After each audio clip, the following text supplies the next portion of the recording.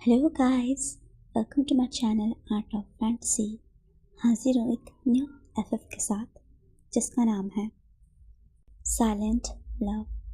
Guys, आशा है आप सभी स्वस्थ हैं, मस्त हैं और मेरी स्टोरीज को एंजॉय कर रहे हैं। गाइस, मैंने फिर से अनटेम्ड देख लिया तो थोड़ा सेंटिमेंट वाला फील आ रहा है, बट इट्स ओके। तो लेट्स एंजॉय आवर एफएफ। हम देखते हैं ये एरा है 19 का। यस, ये एरा है 19 का, जब तोप, गोला, बंदूक, राइफल इसकी गूंजे चारों तरफ बस गूंज रही होती है और बस हवा में भी बारूद का एक स्मेल, जहाँ पे देखो खून खराबा बस। और इन सब में हम देखते हैं एक मिलिट्री कैंप, जहाँ पे हम देखते हैं यहाँ पे बहुत से सैनिक जो हैं प्रेजेंट होते हैं, जहाँ पे कुछ जो खुफिया काम होता है उनको करने के लिए अलग अलग ब्यूरो बने हुए थे। और जिसमें से जो हमारे मेन कैरेक्टर्स हैं थी लैन वोंगसी, वो यहाँ पे एक कर्नल है। Yes guys, the youngest colonel of this era. वो बस 30 के एज में कर्नल बन चुके थे। जैसे कि आप लोगों को पता है कि फील्ड वर्क करने के लिए सबसे पहले बना जाता है लेफ्टिनेंट, आफ्टर दैट कैप्टन, फिर मेजर, उसके बाद लेफ्टिनेंट। बट हमारे लैन वोंगसी एक ग्रेट वॉरियर है, जिसके चलते उन्होंने बहुत कम एज में ही एक खिताब अपने नाम कर लिया और वो अब है एक कर्नल। और इनके ब्रदर लैन शिजन, जिनका एज 37 है, वो है ब्रिगेडियर, यानी कि उनके भी सुपीरियर। हमारे लैन खैन अंकल जो हैं वो अभी रिटायर हो चुके हैं आर्मी से। और हम देखते हैं जो वोंगसी है वो रूल रेवोल्यूशन का एकदम पक्का। और उसके जो ड्रेस थे, यानी कि यूनिफॉर्म, उस पर कभी भी स्पॉट नहीं रहता था। उसके हाथ में हमेशा सफ़ेद ग्लव्स और उसके राइफल, उसके जो शॉट उसके पास रहता था। सब कुछ एकदम क्लीन और एकदम परफेक्टली ऑर्डर के साथ। लगता कभी ऐसा कि मान लो ये कोई इंसान ना हो कि एक स्टैचू हो। और ऐसे ही ट्रेनिंग फील्ड में सब काम इजली सब कुछ हो रहा था। और हम देखते हैं कि एक न्यू जो लेफ्टिनेंट रहता है वो फ़िलहाल आया हुआ था इनके नॉर्थ में। तो उनका जो रिपोर्ट कार्ड होता है वो कार्ड लाकर सॉन्गलैन देता है हमारे लैन वोंगसी को। लैन वोंगसी उस प्रोफाइल को एक बार देखता है, रीड करता है। उसके बाद उस न्यू लेफ्टिनेंट को वहाँ पे लाया जाता है। हम देख पाते हैं बाहर से हंसी ठहाकों की आवाज़ आती है। हाँ हाँ, तो मेरे गांव में पता है ऐसा होता है। हम लोग लोटस लेक में बहुत ज़्यादा एकदम एकदम इतना हम सब एकदम तैरते हैं, वो भी नेक्ड। और ये सुन के सब बहुत ज़्यादा हंस रहे होते हैं और फिर बोलते हैं, अरे भाई तुम हो क्या, इंसान तो नहीं लगते, तुम हो क्या। तभी सामने वाला जो शख्स था वो बोलता है, जो हूँ मैं हूँ और यही हूँ, और अब से तुम लोग का साथ यही रहने वाला हूँ और दिमाग खूब खाने वाला हूँ। ऐसा बोल के हम देखते हैं कि तभी एक आवाज़ आती है, लेफ्टिनेंट विभूषण। तभी जो विभूषण है वो एकदम अलर्ट मोड पे यस सर करते हुए बोलता है सर। तभी जो सॉन्गलैन है वो विंग को लेके जाने लगता है लेफ्टिनेंट कर्नल के पास। तभी वो विंग बोलने लगता है, सर मैंने सुना है जो हमारे कर्नल है द लैन वोंगसी सर, वो बहुत मतलब रूड रहते हैं, वो शांत रहते हैं, बहुत कम बोलते हैं। तो क्या ये बात सच है? क्या वो जीते जागते स्टैचू है? मुझे यहाँ पे आने से पहले जो मेरे सुपीरियर थे उन्होंने मुझे बताया कि उनके सामने मैं बकवास ना करूँ, बस जितना ज़रूरत उतना ही बातें करूँ और बस उनके ऑर्डर को फॉलो करूँ। तो क्या सर रियली में वो वैसे हैं? तभी सॉन्गलैन बस एक स्माइल करते हुए उसकी तरफ देखता है और बोलता है, तुम्हें क्या लगता है? तो विंग बोलता है, हाँ वो तो मिलने के बाद ही पता चलेगा। ऐसे बोलते हुए जो विंग है वो जाता है वोंगसी के पास। तो जैसे ही वो एंटर करता है तो वोंगसी पहले उसको अंदर आने के लिए यस बोलता है। फिर विंग जाके एकदम सल्यूट करते हुए बोलता है, विभूषण रिपोर्टिंग सर। और जैसे ही वोंगसी उसे देखता है वो बस एक नज़र उसको देखता है और फिर जो डॉक्यूमेंट्री का वर्क रहता है उसको कर देता है। और उसके बाद जो विंग है वो बस वोंगसी को ही देख रहा होता है कि कैसे एक इंसान अपना वर्क परफेक्टली कर रहा है। ना इधर ध्यान ना उधर ध्यान, एकदम स्टोन फेस के साथ, इतना हैंडसम, इतना डैशिंग, पर आंखों में एक खामोशी। वांगजी कुछ सोचता नहीं था, और अगर कुछ वो सोचे तो महसूस नहीं करता था। उसकी ज़ुबान से ज़्यादा उसके राइफ़ल, बंदूक और उसके ऑर्डर्स चलते थे। He is so perfect. तभी जो विंग उसको वहाँ पे सफोकेटेड फील होने लगता है वांगजी के इस ग्रेट ऑरा के सामने। फिर जैसे ही वो बाहर आता है सोंगरान के साथ, और फिर वो ऐसे हाफने लगता है। हाँ, सर ये क्या था? ये इंसान सच्ची में he is like a statue. मैंने जो सुना था वो गलत नहीं था। तभी जो सोंगरान है वो बोलता है बट सही भी नहीं था। उसके बाद हम देखते हैं जो विंग रहता है वो बाकी जो वहाँ पे अदर लेफ्टिनेंट रहते हैं, जैसे कि नी हुसैन और रेनिंग, शुयांग, उनके साथ वो ट्रेनिंग करना स्टार्ट कर देता है। फिर हम देखते हैं कि वी वुशियन, इन लोग सब ट्रेनिंग करते हैं। सबको अपने घर से लेटर आता है। विंग को भी लेटर आता है कि इसकी जो शीजे है यानली और उसका ब्रदर सेंगचंग अपने फादर के जो बिज़नेस है वुड का, वो उसको उस पर मतलब ऑफिस जाना स्टार्ट कर चुका है, और उसके शीजे यानली उसका एंगेजमेंट होने वाला है बहुत ही जल्द। चूँकि जिनलन ताई के एक मतलब बिजनेसमैन फैमिली है जिंजुशुआन, उसके साथ उसका मैरिज अभी फ़िलहाल फिक्स हो चुका है। इसके बारे में विंग को लेटर मिलता है। विंग सुनकर बहुत एक्साइटेड होता है। वो अपने फ्रेंड्स को चिल्लाता है, हाँ मेरे शीजे का मैरिज फिक्स हो गया, मेरे शीजे का मैरिज फिक्स हो गया। बट ये जिंजुशुआन, ये पिकॉक, इसके साथ क्यों? मेरे शीजे कितने खूबसूरत है, उन्हें तो कोई भी मिल सकता था। और बस उनका दिन ऐसे ही चलता। और हम देखते हैं, देखते ही देखते वहाँ पे उनके जो ट्रूप रहता है उस पर एक जो वेस्टर्न के टीम उसका अटैक हो जाता है, और ये अटैक रात में होता है, जिसके चलते इन्हें मतलब सतर्क होने का बिल्कुल मौका नहीं मिलता। बट क्योंकि वहाँ पे वांगजी प्रेजेंट था, उसने सारे मैटर्स को अच्छे से स्मूथली हैंडल कर लिया था, और इस जो जंग शाह था उसको भी स्मूथली उसने सब कुछ अपने कंट्रोल में कर लिया था। उसके सोल्जर्स जो है कुछ घायल हुए थे, बट किसी की जान नहीं गई थी। और क्योंकि वांगजी एक कैपेबल लीडर था, और उसके अंडर में सारे काम एकदम इतने परफेक्टली होते थे, जिसके चलते जितने भी मतलब लेफ्टिनेंट और सोल्जर्स वांगजी के अंडर आते थे, उन सबको वांगजी के काबिलियत पे एकदम 100% ट्रस्ट था। और हम देखते हैं ऐसे ही दिन गुजरने लगता है। फिर एक दिन जब सब बैठ के खाना खा रहे होते हैं, तभी वांगजी वहाँ पे फील्ड एरिया में बस घूमने के लिए आता है। तभी वो वांगजी को देख के बोलता है, वांगजी सर, आपको देख के कभी कभार ऐसा लगता है कि कोई इंसान कॉफिन से आकर डायरेक्ट खड़ा हो गया हो। और ये पहली बार था जब विंग के जोक पे कोई भी नहीं हंसता। पूरा ग्राउंड सब अपना मतलब लंच करते करते शांत हो जाते हैं, और विंग अकेले हाँ क्या हो गया। और फिर जो वांगजी है उसके मुँह से बस कुछ लफ्ज़ निकलते हैं, 10 राउंड ग्राउंड के। और जैसे विंग सुनता है और बस हाँ वैसे भी रोज़ तो मरना ही है, शुरुआत कब हो किसको पता, ऐसा बोल के वो दौड़ने के लिए चला जाता है। फिर हम देखते हैं कि वांगजी ना अब नोटिस करने लगा था विंग के इस बेपरवाह बेफिक्र बिहेवियर को, हंसते रहना, मजाक करना, जोक करना। बट काम के टाइम में वो काफ़ी ज़्यादा सीरियस रहता था।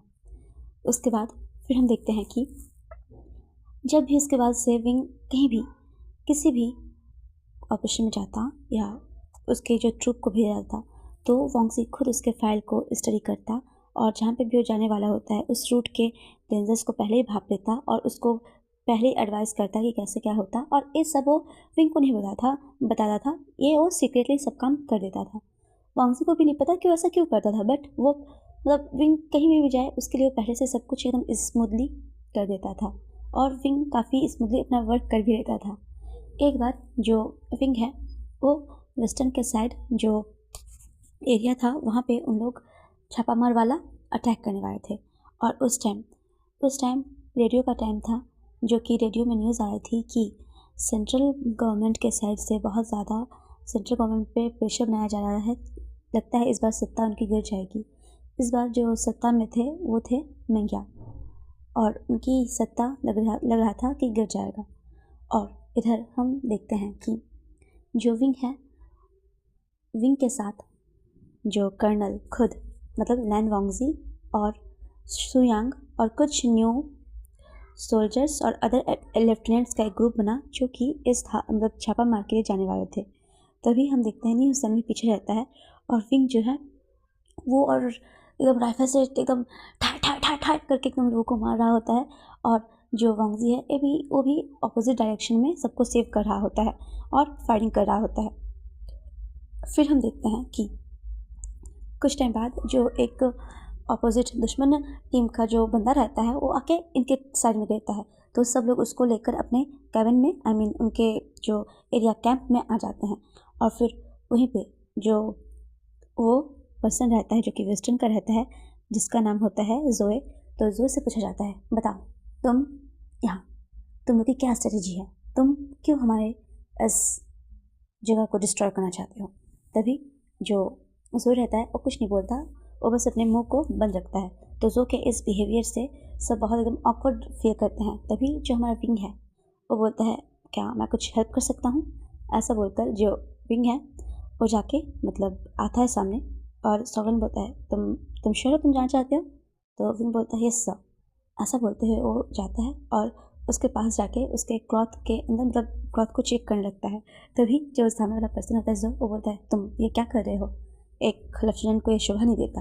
तभी विंग बोलता है ये तुम्हें बताने की ज़रूरत नहीं है एंड इट्स ओके, मुझे मैथ्स में इंटरेस्ट नहीं है।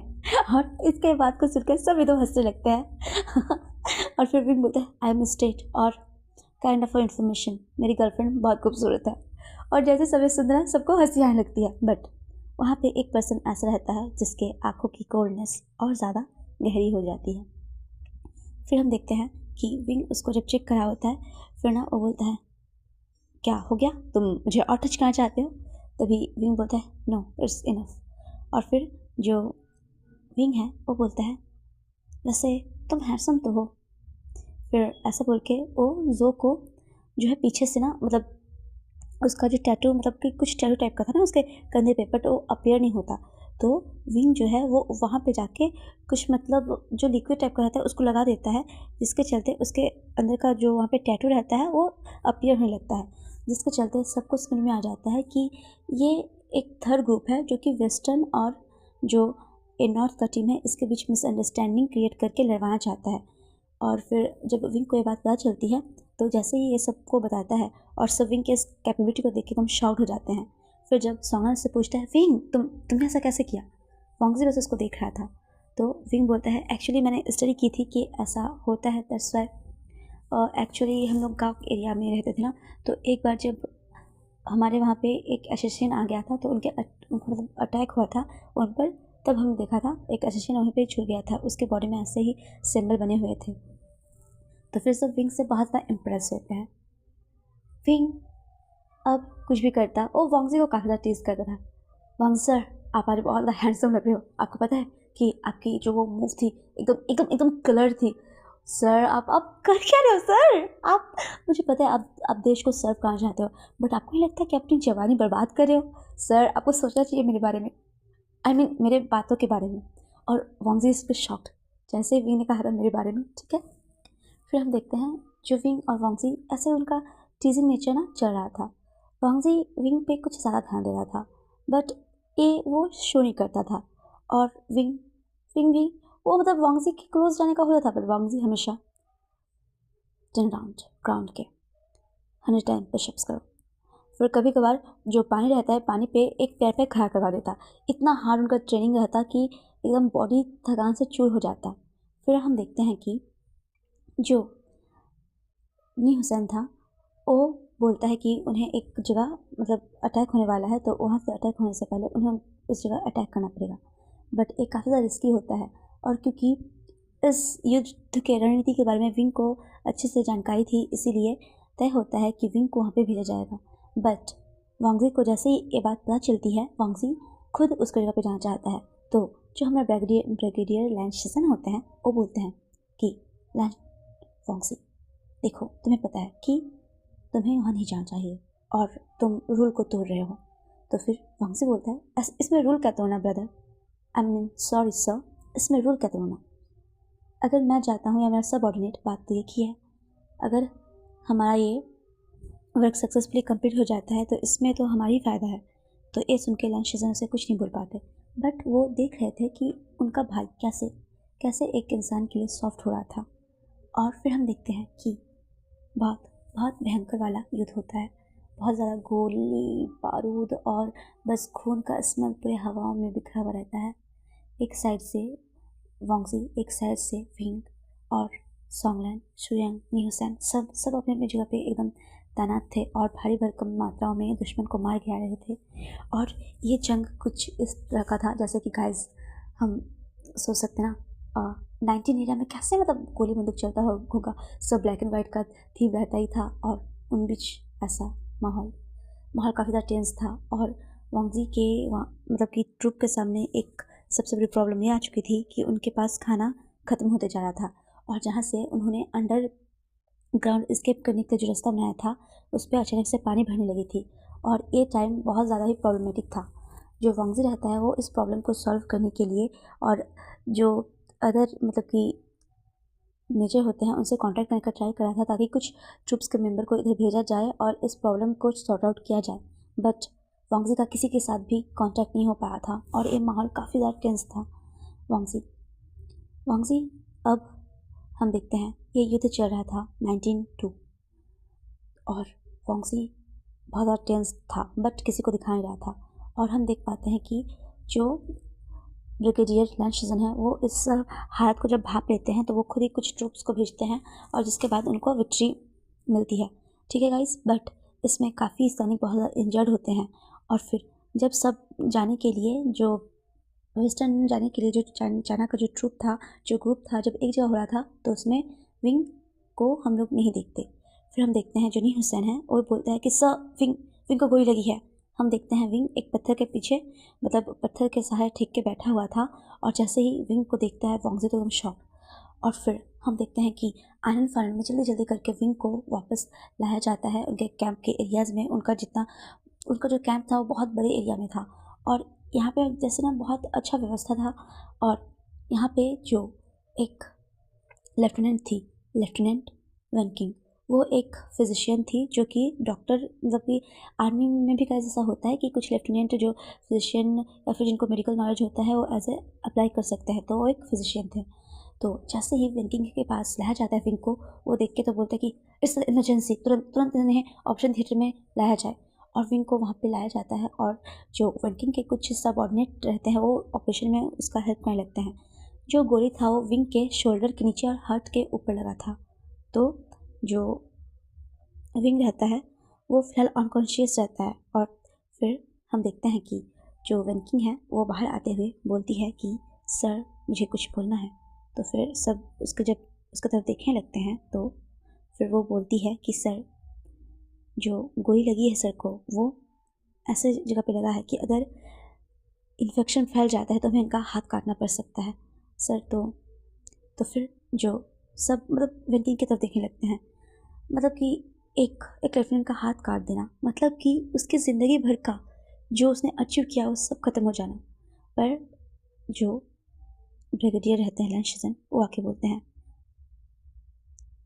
फिजिशियन वेनकिंग, आपको जो ठीक लगे आप वही करिए और हाँ आप मुझे पता है आप अपना 100% देंगी।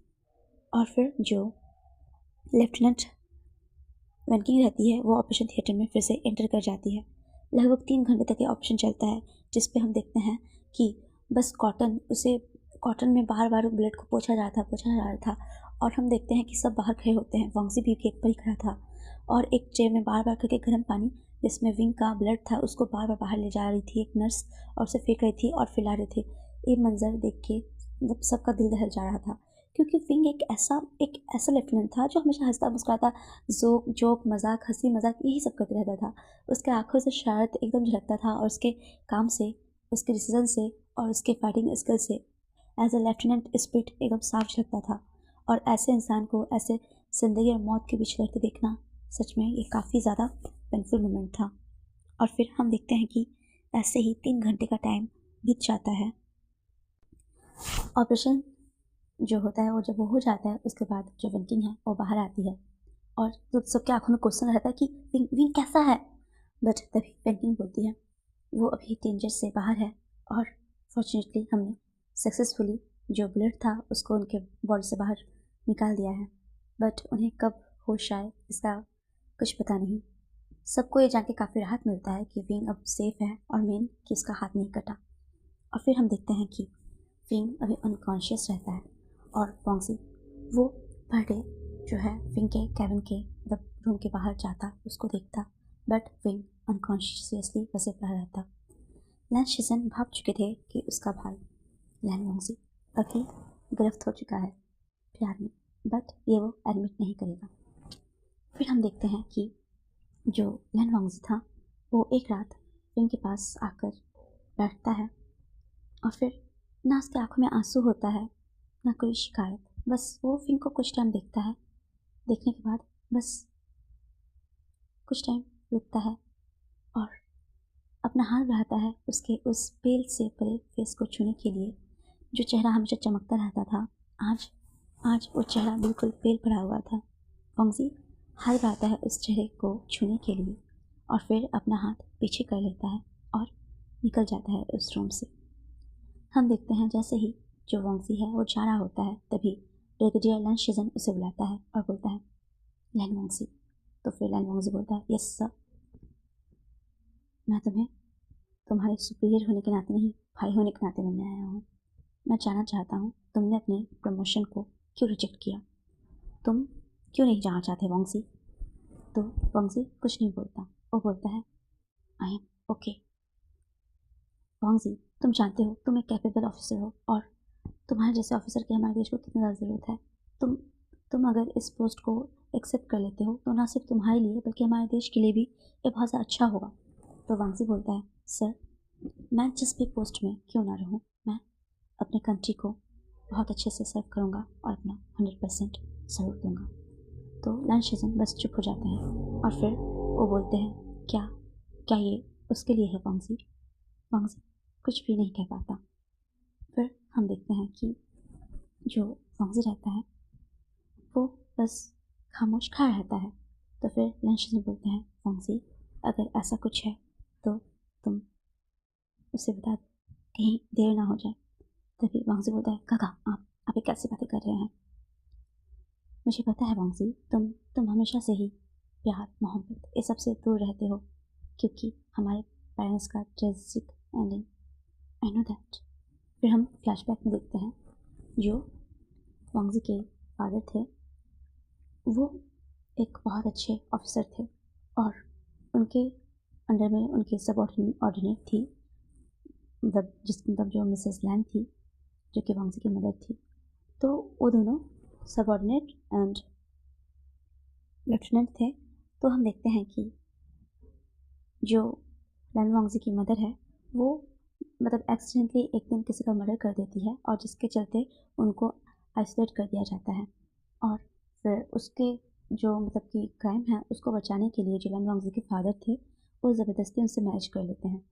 और फिर हम देखते हैं क्योंकि उन्होंने उनसे मैरिज कर दिया तो इसलिए उनको आइसोलेट वार्ड में तो रखा जाता है, बट उनका जो क्राइम है उसको निगलेक्ट नहीं किया जाता क्योंकि ये रूल और रेगुलेशन के बहुत ज़्यादा पक्के होते हैं। और हम देखते हैं कि इसीलिए लैन वॉन्गजी के फादर भी अपना जो पोजीशन रहता है एज ऑफिसर उसको छोड़ देते हैं और उसकी मदर के साथ आइसोलेट वार्ड में रहते हैं। फिर हम देखते हैं कि कुछ टाइम बाद लैन शिजन का बर्थ होता है और उसके कुछ टाइम बाद लैन वॉन्गजी का, क्योंकि वो दोनों आइसोलेट वार्ड में रहते थे। दैट्स वाई जब लैन शिजन और लैन वॉन्गजी का बर्थ होता है तो उन्हें उसके अंकल कियान के पास दे दिया जाता है। और जो वॉन्गजी और लैन शिजन थे इन्हें बस अपने मॉम से मिलने के लिए बस महीने में कुछ घंटों का समय मिलता। वॉन्गजी उस पल अपने आप को अपनी माँ के बाहों में छोड़ देना चाहता था, खेलना चाहता था, उन्हें प्यार करना चाहता था, बट वो छोटा सा बच्चा वो कभी समझ नहीं पाया कि क्या होता है पेरेंट्स का लव। फिर हम देखते हैं कि लैन वॉन्गजी के फादर एंड मदर एक दूसरे को बहुत चाहते थे, बट इतना क्राइसिस था कि कभी वो ऐसे सिचुएशन में अपने प्यार को जाहिर ही नहीं कर पाए। और फिर हम देखते हैं एक दिन लैन वॉन्गजी की मदर का सडन डेथ हो जाता है और फिर उसके गम में धीरे धीरे उसके फादर का भी डेथ हो जाता है। तब से ही जो वॉन्गजी है वो सोचता है कि लव कमज़ोर करता है लोगों को, वो इंसान को इंसान से छीन लेता है। और तब से उसने शुरू से ये सोचा, नो लव और नो पेन, यही उसका लाइफ का एम था। और वो इसी के सहारे अब तक चल रहा था जब तक कि उस दुनिया को हिलाने के लिए विंग नहीं आया। और हम देखते हैं कि ऐसे ही दिन फिर धीरे धीरे गुजरने लगते हैं। लैंस शिजन को पता था कि उसका भाई पूरी तरह से उसके लव में गिरफ्त हो चुका है, बट वो एक्सेप्ट नहीं करना चाहता। फिर एक रोज़ जो वॉन्गजी है वो विंग से मिलने जाता है और उस टाइम विंग सोया हो रहता है। और फिर वो बोलता है, विंग तुम जानते हो तुमने मुझ पे क्या कर दिया, तुमने मुझ में हलचल पैदा कर दिया है विंग, जल्दी से ठीक हो जाओ। और वॉन्गजी आज उससे इसलिए बात कर रहा था क्योंकि उसे पता है विंग अभी उसे नहीं सुन सकता। शायद वो सुन पाता तो वॉन्गजी कभी भी उससे अपने दिल की बात ना करता। फिर वॉन्गजी बोलता है, तुम क्या हो wing, I don't know, but जो भी हो जैसे भी हो अपने से लगते हो, गैर के इस भीड़ में सुकून सा लगते हो। और बस ये कहते हुए फिर से वॉन्गजी कुछ टाइम उसके पास बैठता है और वहाँ से निकल जाता है। हम देखते हैं 3 दिन बाद न्यूज़ आता है कि विंग अब ठीक हो चुका है, मतलब होश आ गया है और उसके सारे फ्रेंड्स उससे मिलने जाते हैं। अभी विंग का रिकवरी फेज चलता है। वॉन्गजी बस उसे दूर से देख रहा होता है और विंग जब भी वॉन्गजी को देखता वो बस उसको नॉट करता ग्रीट करने के लिए, बट वॉन्गजी बस पहले से ही मतलब अपना सर नॉट कर देता, मतलब इट्स ओके। और फिर ऐसे ही विंग अब पहले से नॉर्मल हो चुका था और उसकी लाइफ बहुत अच्छी चल रही थी। हम देखते हैं कि जो न्यू हुसैन रहता है उसको अपने वर्क के चलते कैप्टन का पोजीशन दे दिया जाता है। विंग बहुत अच्छा काम करता है इसलिए इसके लिए उसे भी प्रमोशन मिलता है। और फिर हम देखते हैं कि विंग जो होता है उसे कैप्टन के लिए प्रमोट कर दिया जाता है और उसे परमानेंट यूरोप में शिफ्ट कर दिया जाता है। तो आज विंग का फेयरवेल डे रहता है। सब विंग से अलविदा कहते हैं, गले लगाते हैं, हंसी मजाक करते हैं वो पल जो उन्होंने साथ में बिताए। ऐसे कितनी सी बातें हैं जो उन्होंने साथ में किए, वो मस्ती, वो मजाक, वो लड़ाई जो उन्होंने साथ में कर लड़ा, और वो जीत और वो हार जो उन्होंने साथ में बर्दाश्त किया। खून और गोली बारूदों के बीच अपना एक उनका ट्रोप जो उन्हें हमेशा याद रहेगा। जिंदगी का एक खास लम्हा सा छूट रहा था, कुछ लाइफ में आगे बढ़ रहा था और ना जाने कितनी यादें उनके सारे तरफ रुक जाने वाली थी, किसी को नहीं पता। हम देखते हैं वॉन्गजी यूजुअल रोज की तरह अपना काम कर रहा होता है और सोंगन बोलता है, सर विभूषण वो भी निकलने वाला है। तो वॉन्गजी को बुलाया जाता है। तो फिर हम तभी देखते हैं जो विंग है वो अंदर आता है, तो सुरंग वहाँ से निकल जाता है। फिर वॉन्गजी रहता है विंग रोज की तरह, yes sir, good morning sir आप अभी भी डॉक्यूमेंट्री का वर्क कर रहे हैं। तो फिर वॉन्गजी एक नज़र उसको देखता है और मतलब जो वो काम कर रहा था वो पेन को थोड़ा सा टाइटली पकड़ लेता है, बिकॉज उसको पता है ये टाइम कैसा है। तभी जो विंग है वो सामने आता है और अपना हाथ आगे करता है हाथ मिलाने के लिए, बोलता है, सर आपके अंदर ये 2 साल मेरे बहुत ही अच्छे रहे, आपने जैसे हमें लीड किया और जैसे सब कुछ सिखाया मैं उसे कभी नहीं भूलूंगा, और thanks for your support sir. फिर बस वॉन्गजी हमेशा की तरह, इट्स माय ड्यूटी। और फिर हम देखते हैं विंग बोलता है, सर मैं ज़िंदगी में इतने लोगों से मिला बट आप जैसा मुझे कोई भी नहीं मिला। आप कितने रूल और रेगुलेशन के पक्के हो सर। और सर आप एक ऐसे इंसान हो जो ना कभी मेरा दोस्त बना और ना ही दुश्मन। मैं आपको हमेशा याद रखूँगा सर। और फिर वो जो वॉन्गजी है वो बस विंग की बातों को सुन रहा था, एक टक बिना पलक झुकाए उसको देखते हुए। और फिर विंग बोलता है, सर क्या आप मुझसे कुछ कहना चाहते हैं। विंग उसको देखकर वॉन्गजी के होठ तो हिले, बट जो लफ्ज़ थे वो दिल में होठों से होते हुए बस दिल में हमेशा के लिए फिर दफन हो गए। उसने बस वॉन्गजी को देखा और बस फिर से अपने डॉक्यूमेंट्री को लिखने लगा। और वॉन्गजी, गुड बाय सर, विंग चाह रहा था। कितने इमोशंस यहाँ पे उसके जो छूट रहे थे। विंग न्यूसेन, सुयांग, सोंगलैन, ब्रुकलिन अपने बाकी लेफ्टिनेंट से मिलता है, अलविदा कहता है और फिर जू से चले जाता है। गाइस, मैं हंस रहा हूँ बट मुझे रोना आ रहा है। प्लीज़ प्लीज़, मैं हंस रहा हूँ। हाँ, मैं खुश हूँ, मैं कैप्टन बन गया, हाँ, बट मुझे रोना क्यों आ रहा है। गाइस, ऐसा होता है ना, आप जब बहुत टाइम तक कहीं पे रहो, किसी के साथ रहो और फिर सब कुछ उसको छोड़ के जाना पड़े, भले आपको पता है कि आपका फ्यूचर बेटर है, ब्राइट है, बट पर्सन में आप जिनके साथ रहते हो उनके बिना रहने का सोचकर दिल में एक जो धड़क उठती है, उसका अंदाज़ा तो हम सभी को है ना। तो फिलहाल अभी वही सिचुएशन विंग के साथ चल रहा था। विंग अपने जो जीप रहता है, जीप उस पर बैठ जाता है।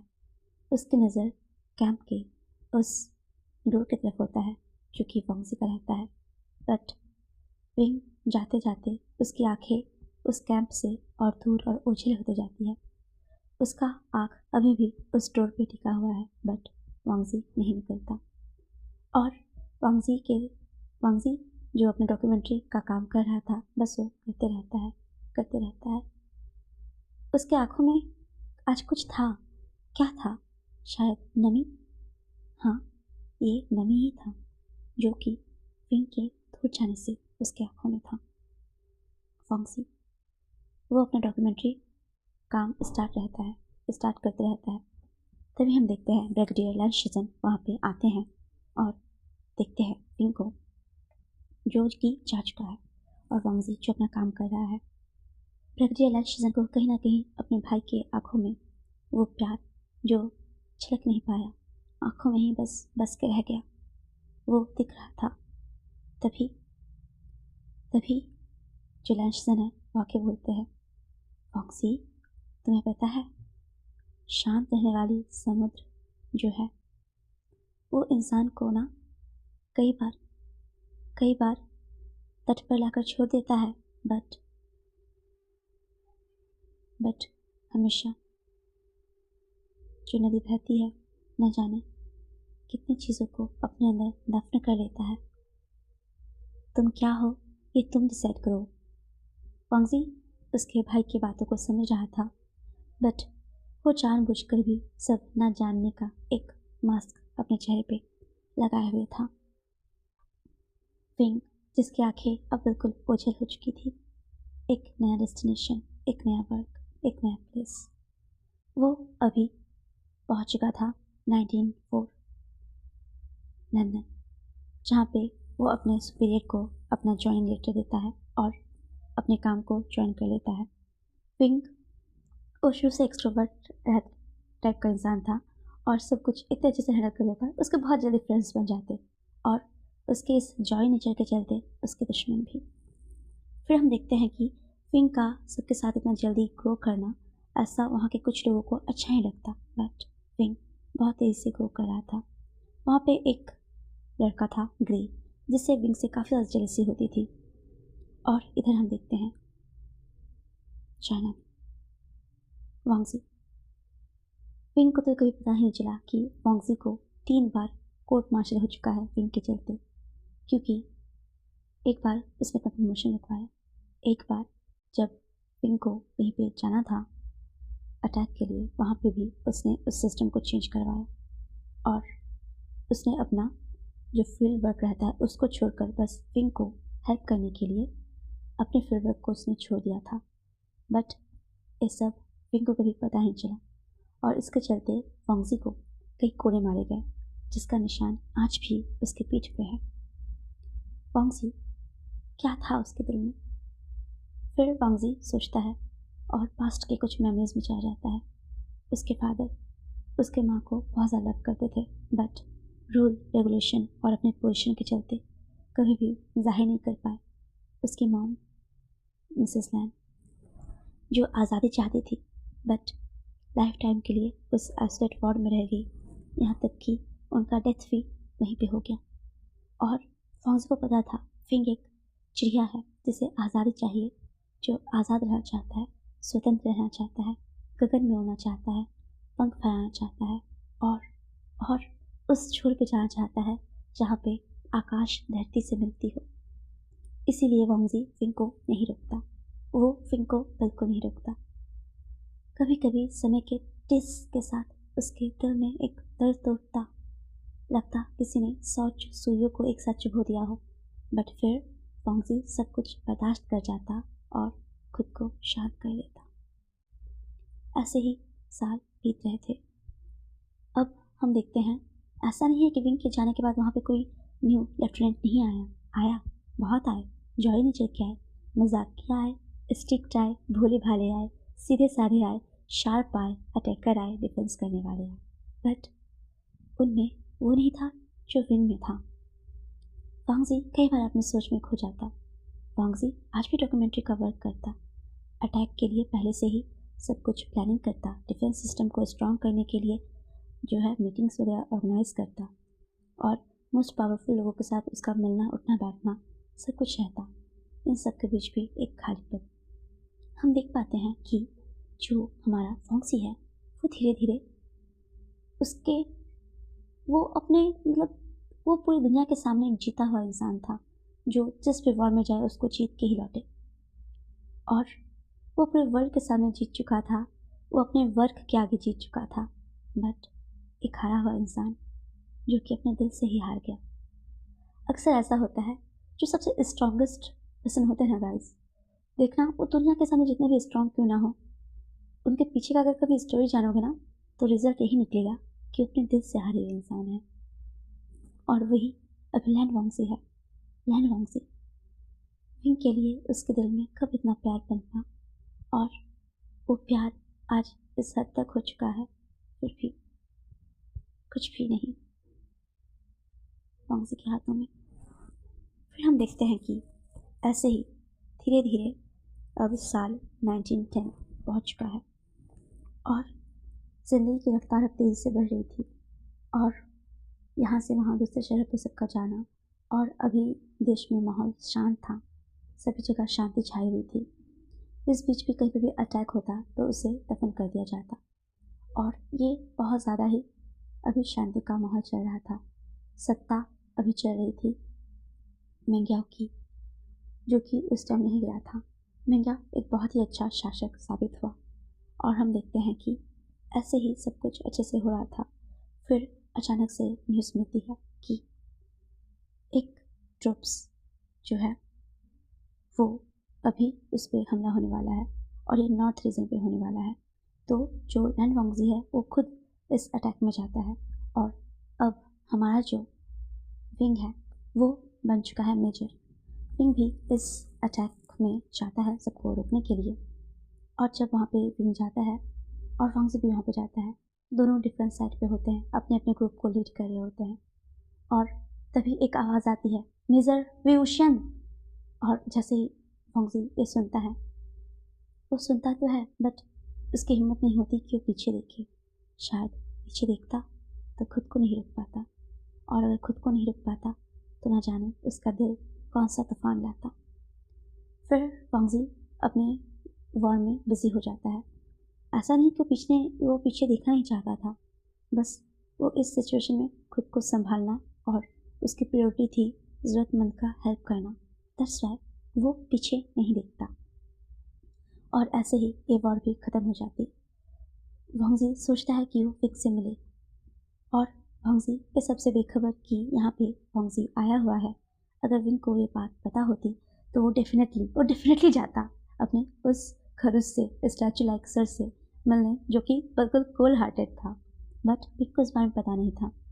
विंग के ट्रुप्स को पहले ही वहाँ से भेज दिया गया और धीरे धीरे टाइम बीत रहा था।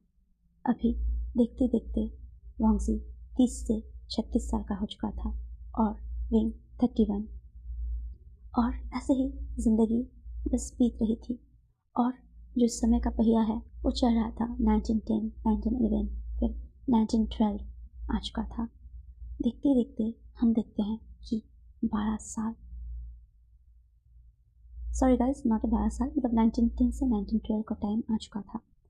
और जो हमारा विंग यानी कि फी वू शियन, हम जान पाते हैं कि लंदन में एक अटैक हो चुका है और इधर न्यूज़पेपर में वॉन्गजी फ्रंट पेज का हीरो, क्योंकि उसने इतना बड़ा सेवियर वाला काम जो किया था।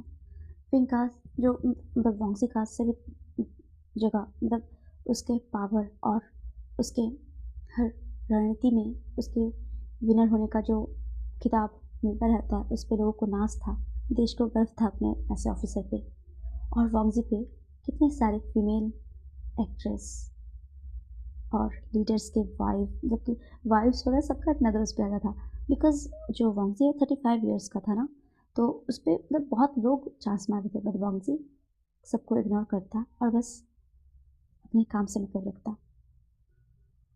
जिसको आप चाहो वो ना मिले और पूरी दुनिया भी मिल जाए तो कम होता है ना। तो यही बात अभी हो रही थी और हम देखते हैं ऐसे ही एक कहानी चल रही होती है। एक लेटर वॉन्गजी के हाथों में होता है जो कि उसके कामयाबी का होता है, जो अभी न्यूज़पेपर में छपा था। और तभी एक न्यूज़ आता है, लंदन से मेजर विभूषण मिसिंग है। वॉन्गजी एक पल के लिए उसका उंगली उस पेपर पे रुक जाता है। फिर हम देखते हैं कि जो वॉन्गजी है वो पूछता है, विभूषण क्या क्या वो ठीक है? फिर सामने से जो सॉन्गला है वो बोलता है, सर विभूषण वो मिसिंग है, ना जिंदा है ना उनकी लाश, बस वो मिसिंग है। गाइस, सोल्जर की लाइफ में ये सबसे ज़्यादा मतलब कि क्या बताओ पॉइजनस मोमेंट होता है। ये उनके फैमिली से पूछो कि कैसा लगता है जब ऐसा होता है। अगर जिंदा होता है तो एक तसल्ली रहती है, मर जाता है तो खुद को समझाया जा सकता है, बट एक ऐसा उम्मीद रखना कि कब आए, कब सब कुछ ठीक हो, ये सबसे ज़्यादा पेनफुल होता है। और अभी ये पेन बियर करना था सियांग फैमिली में सभी को और लैन वॉन्गजी को।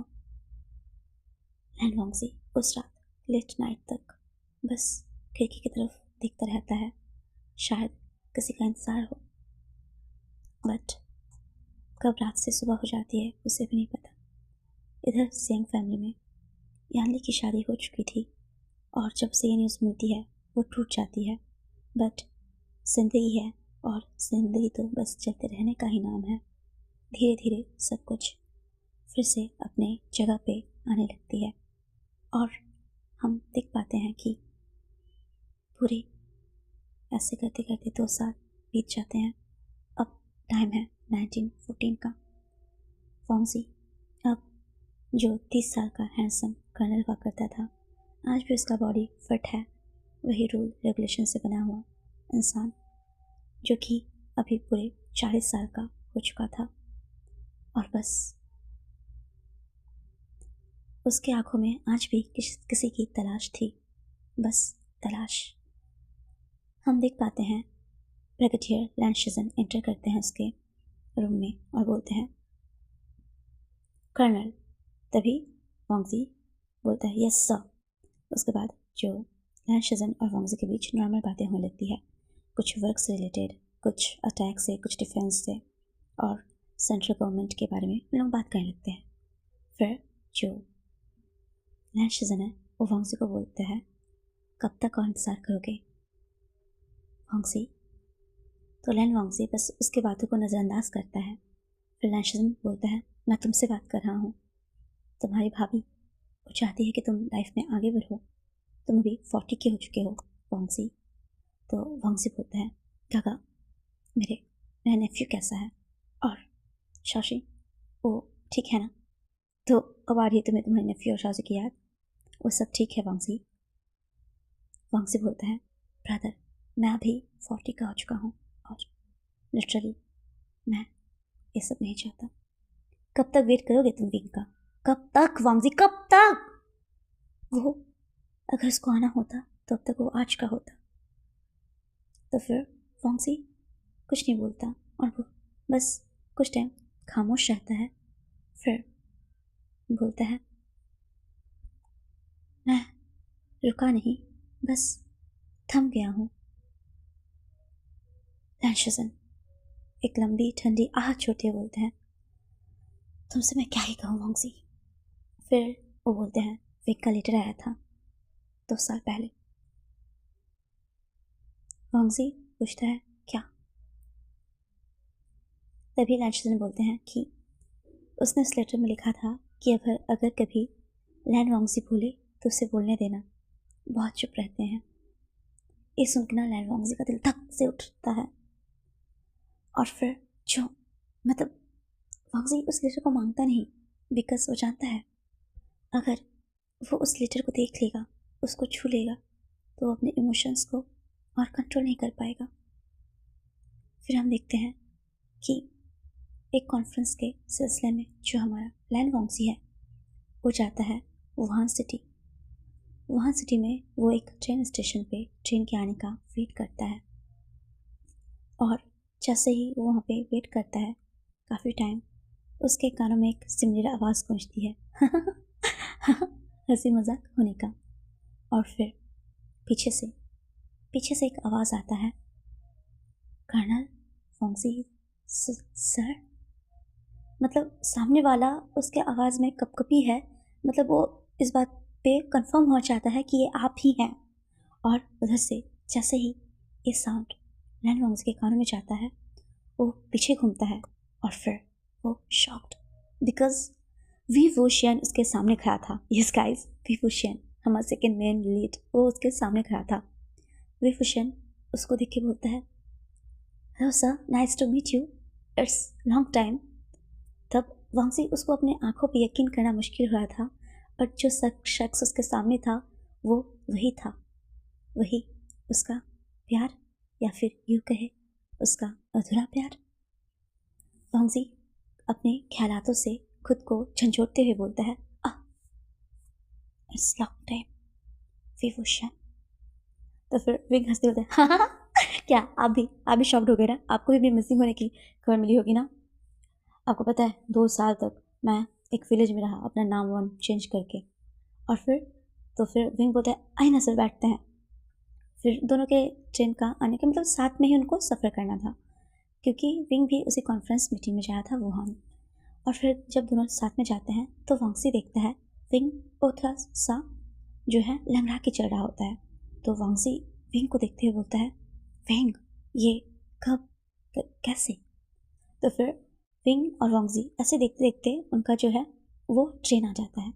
तो दोनों अपने ट्रेन में मतलब अलग अलग जगह पे उनका टिकट रहता है, बट जो विंग है वो जो है दोनों का जो जगह होता है वो एक ही जगह कर लेता है। और 90s का गाइस ट्रेन है, उस टाइम ना सबका जैसे सेपरेट रूम अभी के टाइम में होता है ना, उस टाइम भी था। तो वैसे ही रूम था, तो एक साइड विंग बैठा था, एक साइड वांगजी। तो फिर जो वांगजी है वो विंग के उसी लेफ्ट लेग की तरफ देखता है जो अभी विंग जो है लंगड़ा के चल रहा था। तो फिर वांगजी पूछता है, विंग ये? तो फिर विंग बोलते हैं, ओह सर, एक्चुअली जब मैं लास्ट टाइम गया था वॉर पे, तो उस टाइम मेरा जो लेग है वो काफ़ी ज़्यादा इंजर्ड हो गया था और इन्फेक्शन भी काफ़ी फैल चुका था। और ऐसे में मुझे कुछ विलेज के लोगों ने रेस्क्यू किया और उन्होंने मेरा ट्रीटमेंट कराया। बट अनफॉर्चुनेटली जब मैं जागा तो मैं तो सही सलामत था, बट मेरा पैर ये भी सही सलामत है, बट इसके मूवमेंट कम हो गए। बट मैं ठीक हूँ सर। वांगजी को थोड़ा सा अफसोस होता है, बट उसका फेस अनचेंजेबल रहता है, जिसके चलते उसका रिएक्शन पता नहीं चलता किसी को। तभी फिर जो विंग है वो बोलता है, सर और आप बताइए, आपके तो आए दिन न्यूज़ में फ्रंट पेज पे आपका फेस, आपका चेहरा छपा हुआ रहता है, आप कर्ज कैसे लेते हो sir? I am a huge fan. आप प्लीज़ आप अपना ऑटोग्राफ मेरे इस शर्ट पे देते जाना। और ऐसा बोलते हुए ना विंग जो है अपने कोट उतारने लगता है, और उसका जैसे ही वांगजी हरकत देखता है उसके चेहरे पे एक हल्का सा स्मेल आ जाता है। फिर उसको कंट्रोल करते हुए बोलता है, विभूषण। तो फिर विंग बोलता है, हाँ यस सर। फिर विंग बोलता है, आप भी वहाँ जा रहे हो ना कॉन्फ्रेंस के लिए? तो वांगजी बस हाँ में सही रहता है। तो विंग बोलता है, मैं भी, जैसे आप देख सकते हो मेरा टांग का टंगड़ी बन चुका है, दैट्स वाई मैं अभी कैंप में एज अ एडवाइज़र वहाँ पर वर्क करता हूँ। तो फिर वांगजी ये जान के मतलब हमें नोट करता है सर को। मतलब ना उसको बुरा लगता है कि विंग जैसा एक कैपेबल जो सोल्जर वो अपने कंट्री को सर्व नहीं कर सकता। और एक ट्रू कंट्री लवर के लिए ये सबसे ज़्यादा पेनफुल मोमेंट होता है कि वो अपनी कंट्री को सर्व नहीं कर पाता। तो फिर हम देखते हैं कि ऐसे ही वो दोनों कॉन्फ्रेंस में जाते हैं, जहाँ पे जाकर उनका अलग अलग जगह पे चले जाते हैं। फिर कॉन्फ्रेंस रूम में सब कुछ काम काफ़ी अच्छे से स्मूथली होता है। और फिर हो जाने के बाद हम फिर से देखते हैं कि वो ट्रेन के पास पहुँच चुके थे। फिंग का ट्रेन अलग था, फोंगजी का अलग था। तो फिर जो फिंग है वो फोंगजी को बोलता है, सर उस दिन जब मैं जा रहा था, अगर मैं रुक जाता तो क्या आप कुछ कहते? मतलब विंग को भी पता नहीं एक अलग अलग सा कनेक्शन फील हो रहा था वांगजी के साथ। वो अपने इमोशंस को लेकर बट क्लियर नहीं था। वांगजी वो कुछ नहीं करता, पहले की तरह इस बार भी वो शांत रहता है। विंग बोलता है, सर क्या आप मुझे कुछ कहते, क्या आप मुझे रोकते? तो फिर वांगजी फिर भी कुछ नहीं कहता। विंग बोलता है, समझ गया सर, गुड बाय। ऐसा बोल के वो दोनों गुड बाय कह के चले जाते हैं। वांगजी सोचता है इन बातों का कोई मतलब नहीं रह गया। कुछ बातें अगर वक्त पे ना बोली जाए तो बाद में अगर वो चीख चीख के भी सामने आ जाए उसका मतलब नहीं रह जाता। यस गाइस, ऐसा तो हम सबके साथ होता है ना। अगर कभी सही टाइम पे सही बात सही जगह ना की गई हो तो उसका पछतावा लाइफ टाइम रह जाता है। इसलिए गाइस आप लोग ना मेरे जैसे बनो, बलबोरे बनो, इतना बोलो कि रिग्रेट ही ना रहे कि मैं क्यों बोला या मैं क्यों नहीं बोल सका। बोल पाल के एकदम खुश, मैं भी खुश तुम भी खुश।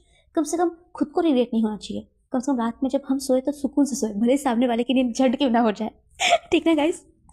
एक्चुअली गाइस मैं थोड़ी सी हूँ मतलब बोलने वाली, बट इट्स ओके। कहानी पे आते हैं। फिर हम देखते हैं कि जो फिंग है वो अपने ट्रेन में चढ़ जाता है और वांगजी अपने, और दोनों अपने अपने डेस्टिनेशन की तरफ चलने लगते हैं। और हम देखते हैं लव, अनस्पोकन लव, यही तो होता है। वांगजी अगर उस वक्त चाहता तो अपने पोजीशन का यूज़ करके फिंग के प्रमोशन को रोक सकता था, या फिर प्रमोशन होने देता बट उसके जाने को रोक सकता था। बट वांगजी ने ऐसा कुछ नहीं किया। उसने विंग के करियर के बारे में सोचा, क्योंकि वो जानता था विंग को आज़ादी चाहिए और वो विंग के लिए आसमान बनना चाहता था, ना कि उसका पिंजरा। इसीलिए वांगजी ने विंग को जाने दिया। विंग को हमेशा ये महसूस होता था वांगजी के अंडर रहते हुए कि एक शील्ड है जो उसे प्रोटेक्ट कर रहा है, बिना बताए, बिना कुछ कहे, बिना उससे कुछ मांगे उसका प्रोटेक्ट कर रहा है। ये बात विंग को पता थी। और ऐसे ही उनकी ज़िंदगी जो है वो गुजरती है। देखते देखते 1 साल का वक्त गुजर जाता है। विंग जो है वो अभी 37 ईयर ओल्ड होता है और हमारा वांगजी 41 ईयर। ये साल था 1920 और अभी चारों तरफ शांति का मंजर था, काफ़ी खुशनुमा पल था। और जिस वक्त जो विंग का जो ट्रूप है चाइना में आया था, तो उनके ना सब ट्रूप का एक मतलब कि ग्रुप में जो मीटिंग होता ना गाइस, रियूनियन टाइप्स रखा गया था। तो इस पर सब लोग आते हैं, जिसमें सबसे पहले न्यूज़ आती है तो पूरा खामोशी तौर पर होता है, या क्या हो रहा है यहाँ पे, मुर्दों का सेना लग रहा है सब कुछ। और फिर चहल पहल स्टार्ट। फिर हम देखते हैं ब्रुकलिन आता है, सब आते हैं। वांगजी वो तो यहीं पर रहता है, शुयांग उसके साथ वर्क करता है। वांगजी रोज की तरह यूजुअली अपना वर्क कर रहा होता है और बस अपना वर्क करता है। हम देखते हैं कि जो वांगजी है उसके आंखों को किसी का इंतज़ार रहता है और वो उसकी नज़रें अब उसी गेट की तरफ है जहाँ से विंग निकल के गया था। मंजर कुछ ऐसा था, जब विंग यहाँ से जा रहा था उसका नज़र भी उसी गेट पे था जहाँ से वांगजी निकलने वाला था, बट वो नहीं निकला। और अभी वांगजी का नज़र भी उसी गेट की तरफ है जहाँ से विंग निकला था, बट अभी तक वो नहीं आया। हम देखते हैं रियूनियन का पार्टी स्टार्ट हो जाता है, विंग अभी तक नहीं पहुँचा। फिर हम देखते हैं कि पीछे से आवाज़ आती है, अरे गधो, मेरे को छोड़ के सब कुछ स्टार्ट कर दिए। और ये था हमारा विंग। सब विंग को देखते ही उसके ऊपर लपकने लगते हैं, कोई कुछ एकदम विंग को लेके तो हवा में उछालने लगते हैं। विंग बोलता है अरे संभालो संभालो मेरा पैर। और फिर विंग उसको जैसे सब छोड़ते हैं तो सब देखते हैं कि विंग का थोड़ा सा पैर है जो थोड़ा सा मतलब वो चल सकता था, बट उसको मतलब स्टिक वगैरह की भी ज़रूरत नहीं थी, बट जैसे लोग हल्का लड़का के चलता है ना सब पेड़, जैसे गाइस आप लोग का यूजुअली पैर में अगर पेन मतलब दर्द वर्द चोट लग जाता है जैसे चलते हैं तो सेम वो वैसे ही चल रहा था, ठीक है। तो फिर सब बैठते हैं, फॉन्सी भी वहाँ पे आके बैठता है और सब अपने लाइफ में बताते हैं कि किसने क्या किया। कोई मतलब न्यूज़ में बोलता है मैं अफ्रीका में गया गाइस, वहाँ पे सब निग्रो लोग थे, मुझे एक निग्रो लड़की से प्यार हो गया और उसने मुझे रिजेक्ट कर दिया। उसने मुझे ये बोला कि मैं वाइट स्किन टोन हूँ और उसने मुझे बस ये बोल के रिजेक्ट कर दिया। सोचो सोचो कितना इंसल्ट है मेरे लिए ये। इट्स ओके न्यूसन, इट्स ओके, होता है। बट एक गुड न्यूज़ और है, मेरी इंगेजमेंट हो गई है। और फिर जो विंग है वो बोलता है सॉरी यार मैं नहीं आ पाया, और सब अपने अपने बारे में बोलने लगते हैं। ब्रुकलिन अपने जो बेबी गर्ल है उसके बारे में बात करता है, सब ऐसे ही बात करने लगते हैं और फिर बोन फायर के आसपास सब लोग बैठे रहते हैं। फिर हम देखते हैं कि फॉन्सी वो अपने एक ड्रॉर को खोलता है, उसमें कुछ लेटर लिखे थे, ना उसमें कोई पता था ना एड्रेस ना डेट। एक लेटर जिसमें लिखा था विभूषण कैसे हो तुम, नए जगह पे क्या तुम ठीक हो। और फिर हम देखते हैं उस लेटर को जला दिया गया।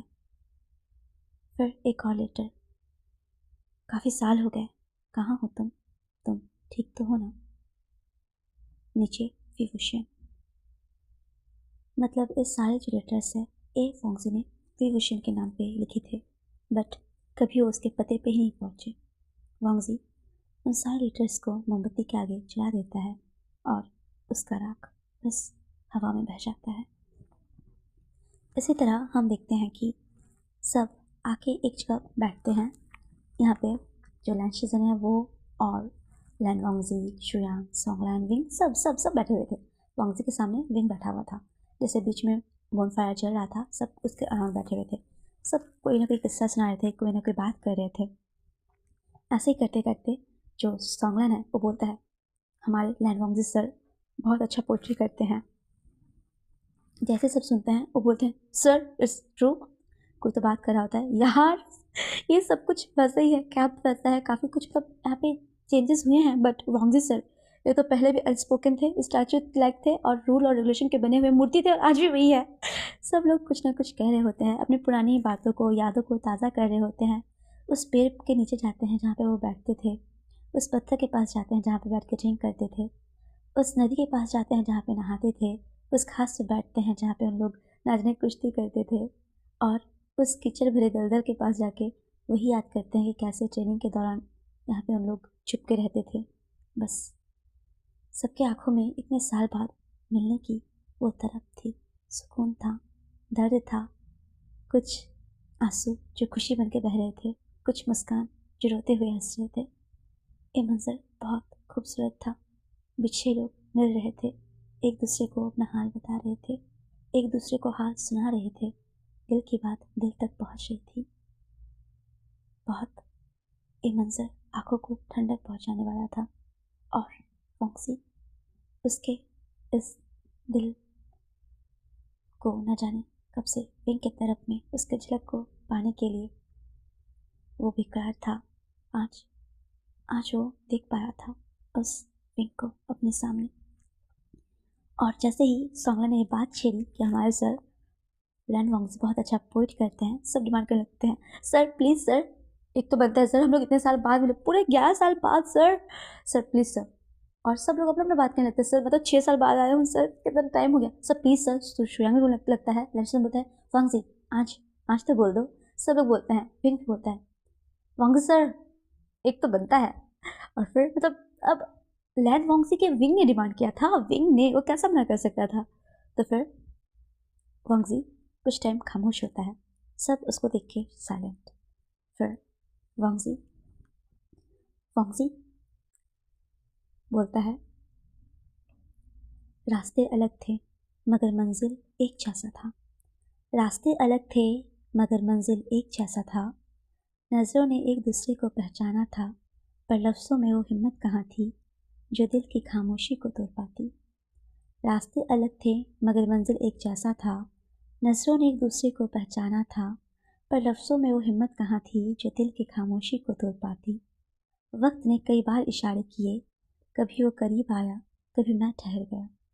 वक्त ने कई बार इशारे किए, कभी वो आया, कभी मैं ठहर गया। मिलकर भी एक अजनबीपन था, जैसे दरिया हो मगर प्यास अधूरी रह जाए, जैसे दरिया हो मगर प्यास अधूरी रह जाए।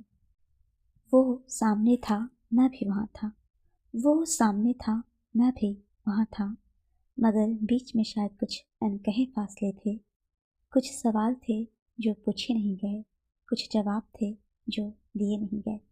और बस सब क्लैप करने लगते हैं कि वाह, वांगजी के सर के अंदर भी एक शायर छुपा हुआ है। सब तारीफ करने लगते हैं। इवन विंग भी बोलता है, सर आप तो बहुत बड़े छुपे रुस्तम निकले। तभी जो न्यूज़ है वो विंग की तरफ देखते बोलता, और तू तू क्या है? तू कितना डायरी लिखता था, कितना उस टाइम शेर शायरी किया करता था, और तेरी गर्लफ्रेंड उसके बारे में सोच सोच के तो कितना लिखा करता था। जैसे विंग सुनता है बोला, तो फिर न्यूज़न बताया, क्या अब क्या कर रहा है, और बता तेरी गर्लफ्रेंड कैसी है, कहीं तेरे लंगड़े होने के चलते वो छोड़ तो नहीं गई ना? तो फिर विंग बोलता है, जस्ट शट अप। और वांगजी वो भी ना, मतलब जो अभी ठीक ठाक बैठा था वो अपने मुट्ठी को कस लेता है, और लैन शिजन इस चीज़ को नोटिस करता है। और फिर कुछ लोग बोलते हैं, तू तो एकदम अंडर कवर हो गया, मिसिंग होने की खबर, मंडे का खबर, पर तू तू विंग तू ही है ना, तेरा घोष तो नहीं है ना? और विंग वैसे सुन के हंसने लगता है। और फिर हम देखते हैं कि ऐसे ही इनका जो ये फ्रेंडली टॉक चलने लगता है। फिर जो विंग है वो बोलता है, गाइज मेरी मेरी कोई गर्लफ्रेंड नहीं है। तो फिर जो रहता है न्यूज़ होता है, मजाक कर रहा है, तू तो उस टाइम बोला था जब वो तू उस मतलब हाँ उस जो के को जब तू क्या क्या चेक करा था उस टाइम तो बोला ना कि तेरा गर्लफ्रेंड है और बहुत खूबसूरत है। तो फिर विंग बोलता है, तो क्या क्या करता? वो मेरा मजाक उड़ा था तो मैं उसको अपना मजाक उड़ाने देता, इसलिए मैंने बस यूँ ही कह दिया था कि मेरी गर्लफ्रेंड है। अच्छा तो नहीं है तेरी गर्लफ्रेंड? तेरे को लगता है कि मेरी कोई गर्लफ्रेंड है? अगर मेरी गर्लफ्रेंड तो मैं यहाँ होता, अब तक तेरे को अंकल ही बना देता। और बस सब इस बात पे हंसने लगते हैं। वांगजी को इस सुन के थोड़ा सा राहत मिलता है। फिर हम देखते हैं न्यूटन फिर से बोलता है, अच्छा ब्रुकलिन तू ही बोल, ये लिखता था कि नहीं लिखता था? ब्रुकलिन बोलता है, हाँ लिखता तो था, ये बात तो वेनिंग को भी पता है, कितना एकदम शेरो शायरी एकदम लिखी क्या क्या बोलता था एकदम। बट जो भी बोलता था सही ही बोलता था। इसकी वो बात मुझे कमाल की लगती थी कि सब्र करो, सब्र नहीं कर पा रहे हो तो जल्दी जल्दी काम करो, वक्त जब भी बदलेगा कमाल का बदलेगा। और विंग सच्ची में वक्त बदल गया। और इस बात पे सब ना एकदम बहुत खुश होके हंसते हैं, मुस्कुराते हैं। गाइस मैं भी आप लोग को ही बोलूँगी कि सब्र करिए, सब्र नहीं हो रहा तो ऐसे काम करिए ना कि वक्त को बदलने पे मजबूर होना पड़े। और मैं बताती हूँ, मैं क्या बताती हूँ, मेरे साथ ऐसा हुआ नहीं, बट आई विश आपके साथ ज़रूर हो कि आपका भी जब वक्त बदले तो कमाल का बदले। सारे सारे आपके पड़ोसी जॉब से इतना जलते हैं ना, जन भून के एकदम एकदम एकदम एकदम एकदम कोयला हो जाए। ठीक है गाइस कंटिन्यू। फिर हम देखते हैं कि ब्रुकलिन बोलता है, विंग सुना भी दे। तब फिर जो विंग है वो कुछ नहीं कहता, वो बस एक लंबी ठंडी आह लेता है। और फिर वो बोलता है कि मैं वांगजी सर का जो शायरी था मैं उसको बुरा करता हूँ। तो फिर से बोलते ओहो विंग। तो विंग बोलते बहुत टाइम लिखा नहीं ना, तो इससे इसी को ही शुरू करता हूँ। तो सब खुश हो जाते हैं और सब खामोशी से सुनने लगते हैं। सब वेट करते हैं और वांगजी फिर शुरू। वो पास था मैं भी वही, वो पास था मैं भी वही, फिर भी एक अजनबीपन था दरमियान। लब खामोश थे दिल भी चुप, लब खामोश थे दिल भी चुप, बस आंखों में कुछ अनकही बातें थी। कई बार वक्त ने मौका दिया, कई बार रास्ते टकराए, पर हर बार हम मुसाफिर बनकर ही रहे, साथ चलकर भी साथ ना आ पाए। शायद ये तकदीर का खेल था, शायद ये तकदीर का खेल था, या हमारी हिचक का अंजाम। जो कह ना सके वो दिल में रहा, जो सुन ना सके वो हवा में बहा। जो कह ना सके वो दिल में रहा, जो सुन ना सके वो हवा में बहा। मिलना लिखा था पर साथ नहीं, करीब आना था मगर अपना नहीं, और यूं ही हम दोनों एक अधूरी कहानी बनकर रह गए। इस चीज़ को ना वांगजी भी रिलेट कर पा रहा था और विंग भी, बिकॉज ये कहानी इन दोनों की थी और ये दोनों एक दूसरे के लिए बोल रहे थे, बट वांगजी को इसका रियलाइजेशन था बट विंग को नहीं। सब लोग ना बहुत ज़्यादा क्लैप करने लगते हैं, खुश होने लगते हैं विंग और वांगजी के इस पोइट को सुन के। फिर काफ़ी लेट नाइट हो जाता है और फिर हम देखते हैं सब अपने अपने कैंप की तरफ जाने लगते हैं। हम देखते हैं कि ऐसे ही कुछ टाइम बीत जाता है। सब अपने रूम में जा चुके थे। ब्रुकलिन, नेहुसैन, विंग, वो तीनों भी बाहर बैठे अपने पुराने दिनों को याद कर रहे थे, उसके बारे में बात कर रहे थे। तभी वेनिंग कहीं से जाकर थोड़ा सा अल्कोहल लेके आता है और फिर वो सब पीने लगते हैं। कुछ पास्ट की बातें सब कुछ करके फिर से वो अपने अपने कैंप में जाने लगते हैं। और जैसे ही विंग जाने वाला होता है, उसका पैर थोड़ा सा अभी मतलब पेन कर रहा था, तो वो बोलता है गाइस मैं कुछ टाइम और रुकना चाहता हूँ। फिर वो वहीं पे बैठ जाता है और वो खुले आसमान को देख रहा था और बस 10 साल पहले की सारे मेमोरीज को मेमोराइज करने का कोशिश कर रहा था। जो भी पल, जो भी लम्हा उसने यहाँ बिताया था, गुजारा था उसके अपनों के बीच। हम देखते हैं कि विंग अभी बाहर बैठा था, पुराने दिनों को याद कर रहा था। उसे अपने पीछे किसी की परछाई महसूस हुई और वो टर्न हुआ और बोला लैन वांगजी सर। तभी लैन वांगजी उसके पास आता है और बोलता है बाहर ठंड है, तुम्हें अंदर जाना चाहिए। और बस ऐसे ही विंग वांगजी को देखने लगता है, वांगजी विंग को। विंग को एहसास होता है वांगजी काफ़ी हैंडसम है। नदी में वो जो चांद का परछाई था, एक बार वो उस परछाई को देखता और एक बार सामने खड़े वांगजी को। कौन बोलेगा ए 41 ईयर का मुस्टंडा यानी कर्नल, जो कि एकदम फिट है, अपने रूल और रेगुलेशन से बना, वो इतना परफेक्ट है, इतना perfect body, gesture, charm, but आज तक अकेला। तभी जो विंग है वो बोलता है वांगजी सर। तो वांगजी बोलता है आपने शादी क्यों नहीं की? वांगजी को काफ़ी शॉक लगता है। फिर वांगजी कुछ नहीं कहता। फिर विंग बोलता है सर क्या आज के लिए आप अपनी खामोशी तोड़ सकते हैं? तो फिर से विंग बोलता है मैं वही क्वेश्चन फिर करूँगा, बताइए आपने शादी क्यों नहीं की? वांगजी पहली बार अपनी खामोशी तोड़ते हुए बोलता है क्योंकि तुम नहीं मिले। हाँ, जैसे विंग सुनता है मतलब वाट, तो वांगजी बस अपनी नज़रों को छुपाने लगता है। तभी विंग जो है वांगजी को बैठने को बोलता है। वांगजी वहाँ पर बैठता है और विंग वो वांगजी के हाथ के ऊपर अपना हाथ स्लोली रखता है और वो वांगजी के क्लोज जाने लगता है और फिर वांगजी को एक छोटा सा स्मॉल किस करता है उसके चिक्स पे। वांगजी एकदम फ्रीज्ड, उसको पता ही नहीं चला कि उसके साथ क्या हुआ। फिर विंग बोलता है मैं ना जाने कब से आपको बोलना चाह रहा था लैन वांगजी, बट मुझे लगता है मुझे अब बोलने की कोई ज़रूरत नहीं। दिल की बात ना वांगजी ने विंग से कही, ना विंग ने वांगजी से। फिर हम देखते हैं कि वांगजी का रूम, जहाँ पे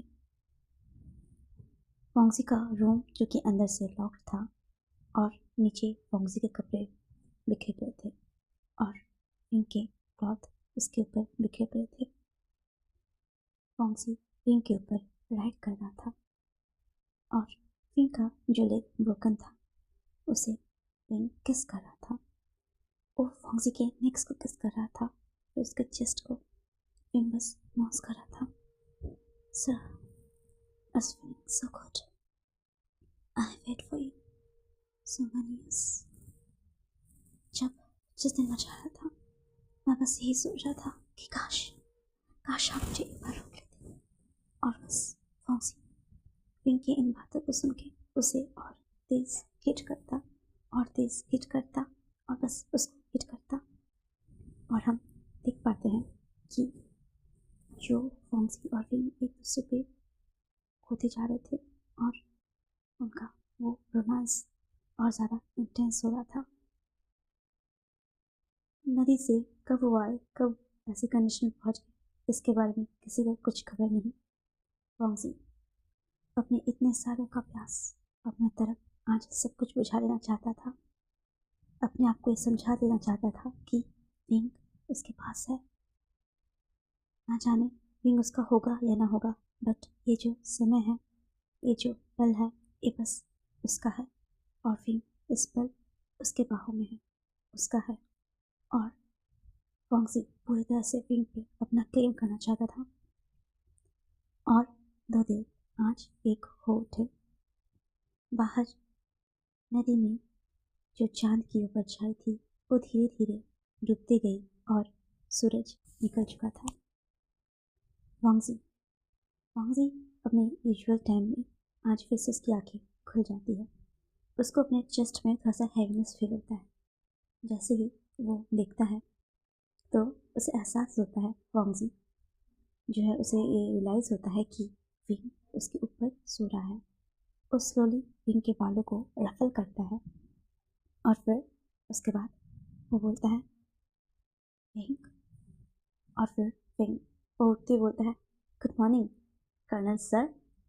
और फिर हम देखते हैं कि जो विंग है वो वांगजी को देखता है और वांगजी वहाँ पे अपने कुछ मतलब फ्रेश होने जाता है और उसके बाद अपने कुछ फाइल का वर्क करने लगता है। विंग फिलहाल सो रहा था तो वांगजी बोलता है विंग क्या क्या तुम्हें कहीं पे पेन हो रहा है? तो फिर विंग बोलता है आप रात में मुझे पेन दिए, अब पूछो कि पेन हो रहा है? हाँ हो रहा है मेरे को पेन। तो वांगजी उसके तुरंत पास जाता है, बोले विंग क्या कहाँ पेन हो रहा है तुम्हें? कहाँ? जहाँ पे पेन दिया वहाँ पे पेन होगा और कहाँ होगा?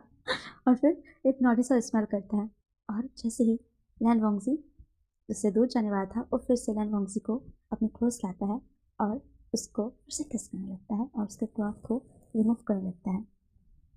तभी सोंगलैन मतलब पीछे से बोलता है सर आपकी मीटिंग आपको जाना है अभी। और जैसे ही विंग इस बारे में सुनता है तो विंग वांगजी को नहीं जाने देता। वो उसकी तरफ और खींच लाता है और फिर उसको पेट पे पुश करता है और उसके ऊपर खुद आ जाता है और उसको किस करने लगता है। और फिर वो वांगजी को बोलता है सर लांजान मैं अभी आपको जाने नहीं देना चाहता। और बस ऐसा बोल के वो उसके साथ फिर से इंटीमेट होने लगता है। पहले उसको किस करता है लिप्स पे, फिर चिक्स पे, नेक्स पे और धीरे धीरे उसके पूरी बॉडी में वो किस करने लगता है। और फिर हम देखते हैं कि वो और वांगजी दोनों एक दूसरे के साथ एकदम नष्ट हो चुके थे।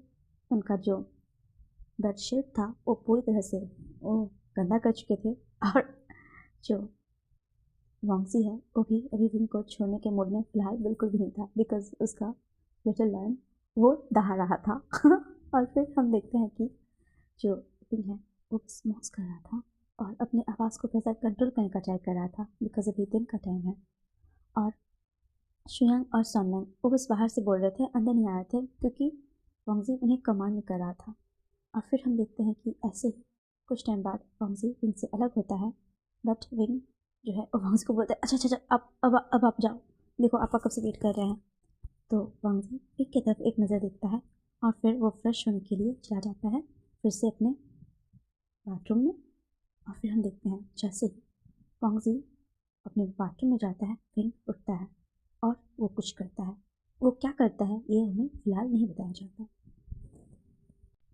फिर हमें पता चलता है कि वांगजी विंग जब रेडी होकर आता है तो विंग को एक किस करता है और उसको भी ड्रेसअप करा देता है। और फिर उसके बाद वो चला जाता है अपने फाइल्स को लेकर उस मीटिंग में। जब वो उस मीटिंग में जाता है तो जो इम्पोर्टेंट फाइल इस केस से रिलेटेड थी, जो वांगजी पे ट्रस्ट करके सबने उसे दिया था, वो फाइल के डॉक्यूमेंट्स इसमें से मिसिंग थे। अब सब वांगजी से पूछताछ कर रहे थे और अभी उसको सेपरेट आइसोलेट करके रखा गया था। वांगजी को बस विंग की फिक्र हो रही थी कि विंग कैसा होगा, क्योंकि विंग वांगजी के साथ था। उसे लग रहा था कि विंग ना फंस जाए और वो ये भी सोच रहा था कि आखिर क्या हुआ, वो डॉक्यूमेंट कहाँ गई।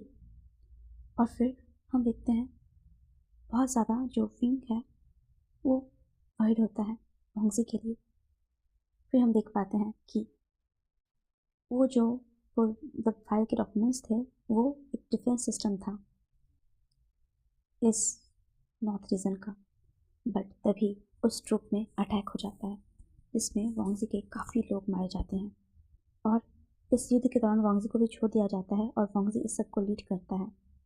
फिर हम देख पाते हैं कि इस सब में जो विंग है, विंग पहली बार सबके सामने ओपनली आता है और हम देखते हैं कि विंग वो एक टेररिस्ट रहता है। यस गाइस, ये था मेन ट्विस्ट। विंग एक टेररिस्ट था और जो विंग है वो सबसे पहले जो है वांगजी को उसको वो घुटनों के बल बैठा देता है, बाकी सबको हॉस्टेज बना लेता है। उसके बाद विंग सबके सामने आता है। तो फिर वांगजी उसके आंखों में बस क्वेश्चन रहता है, आखिर क्यों विंग, तुमने ऐसा क्यों किया? और हम देख पाते हैं कि विंग वो हंसते हुए सबके सामने जाता है और बोलता है, तुम सब इसी लायक हो। तुम लोगों ने हमारे कंट्री में बिन बोले अटैक किया, जिसमें मेरे मॉम, मेरे डैड, वो दोनों, उनकी मौत हो गई और मुझे फिर जियांग ने अडॉप्ट कर लिया। कैसे कैसे मैं तुम लोगों को खुश रहने दे सकता था? हाँ, तुम लोगों ने मेरे पूरे फैमिली को बर्बाद कर दिया। मेरे लोगों को, मेरे राज्य में कितने इनोसेंस लोग थे, सबको तुम लोगों ने बर्बाद कर दिया और अब तुम लोग यहाँ पे इंजॉय से रह रहे हो। मैं ऐसा बिल्कुल भी बर्दाश्त कैसे कर सकता हूँ? और फिर हम जान पाते हैं कि जो विंग है वो वांगजी से मिलने उसके वार्ड जाता है जहाँ पे वांगजी को कैद करके रखा गया था। और फिर वांगजी विंग की तरफ देखते हुए बोलता है, क्या वो सब झूठ था? विंग बोलता है, तुम्हें क्या लगा था? यू डिस्कस्टिंग किल। मैं तुम्हें चाहूँगा। वो तो मुझे बस कुछ डॉक्यूमेंट्स चाहिए थे, दैट्स व्हाई मुझे तुम्हारे पास जाना पड़ा। तुम्हें क्या लगता है जब मैं ट्रुप में यहाँ पे आया तो फिर मैं ऐसे ही आया होऊंगा? उस टाइम जो भी अटैक्स हुए थे वो मैं चलते हुए थे, बट ना जाने कैसे हर बार तुम बीच में आ जाते थे, हर बार। इवन मेरे ट्रुप्स के लोग पकड़े ना जाए, दैट्स वाई मैंने खुद को गोली मारी, अपना जान रिस्क में डाला। इसके बावजूद तुमने हमारे गैंग के जोक को पकड़ लिया। इसके लिए भी मुझे कितना कुछ करना पड़ा। लैन वांगजी, तुम पे तुम्हारा गुस्सा एक्स्ट्रा लेवल का है। तुमने हर बार मेरे प्लान को नाकाम करने का बहुत कोशिश किया और कर भी दिया। देखो, तुमसे मुझे इतना डिस्कस्टिंग फील होता है, बट इन द एंड मुझे तुम्हारे बाहों का सहारा लेना पड़ा। वैसे क्या परफॉर्मेंस थी तुम्हारी? मेरी कमर आज तक दुख रही है, बट इट्स ओके। और तुम लोग के चलते मुझे मेरा पैर फिर हम देख पाते हैं कि जो विंग है उसका पैर बिल्कुल सही सलामत है। उसे बस वांगजी का सिंपैथी चाहिए था, जिसके चलते उसने अपने पैर को मतलब ऐसा देखा है कि वो लंगड़ा हो गया है, मतलब थोड़ा सा अपाहिज टाइप से चल रहा है, बाकी ठीक था। तो फिर वांगजी को ना ये धोखा ये बर्दाश्त नहीं हो रहा था। फिर हम देखते हैं कि जो विंग का ट्रुप्स रहता है उस पर जो लैन शिजन जो ब्रिगेडियर थे उसे पहले ही अंदाजा हो जाता है कि कुछ गलत होने वाला है। दैट्स वाई उसने हेल्प के लिए एक सेकेंड ट्रूप्स को हायर कर रखा था। और फिर जब वो उस पर अटैक कर देता है तो सब लोग बहुत मतलब काबिलियत से लड़ते हैं और इसमें जो नी हुसैन है उसे गोली लग जाती है और विंग वो खुद ब्रुकलिन को गोली मारता है और हम देखते हैं ब्रुकलिन का वहीं पे स्पॉट डेथ हो जाता है। और फिर वो बस विंग को देखते हुए बोलता है, विंग क्यों, आखिर क्यों? तो फिर विंग बोलता है, मेरे भी पेरेंट्स ऐसे ही तड़पे थे उस टाइम जब उनको मेरे सामने गोली मारी गई थी। तुम सब मर जाओ तुम सब। ये सब बोल के विंग गोली लगा मतलब जाने लगता है। विंग काफ़ी ज़्यादा घायल था, उसकी हालत बहुत ज़्यादा ख़राब थी। फिर हम देखते हैं कि जो लैन शिजन थे जो ब्रिगेडियर, सबको मतलब एक चीज़ पता था कि वांगजी विंग को चाहता है। ठीक है गाइस, ये बात सबको पता थी, बट अभी ये क्या हो रहा था, क्यों हो रहा था, ये बात किसी को भी पता नहीं थी। कहानी किस मोड़ पे जा रही थी ये भी किसी को नहीं पता थी। फिर हम देख पाते हैं विंग वो देखता है कि उसके लोग वो मर रहे हैं और उन लोग जीत रहे हैं, तो विंग वो सब भागने का प्लान बनाते हैं। बट हम देखते हैं विंग जैसे ही भागने वाला होता है तभी उसे एक गोली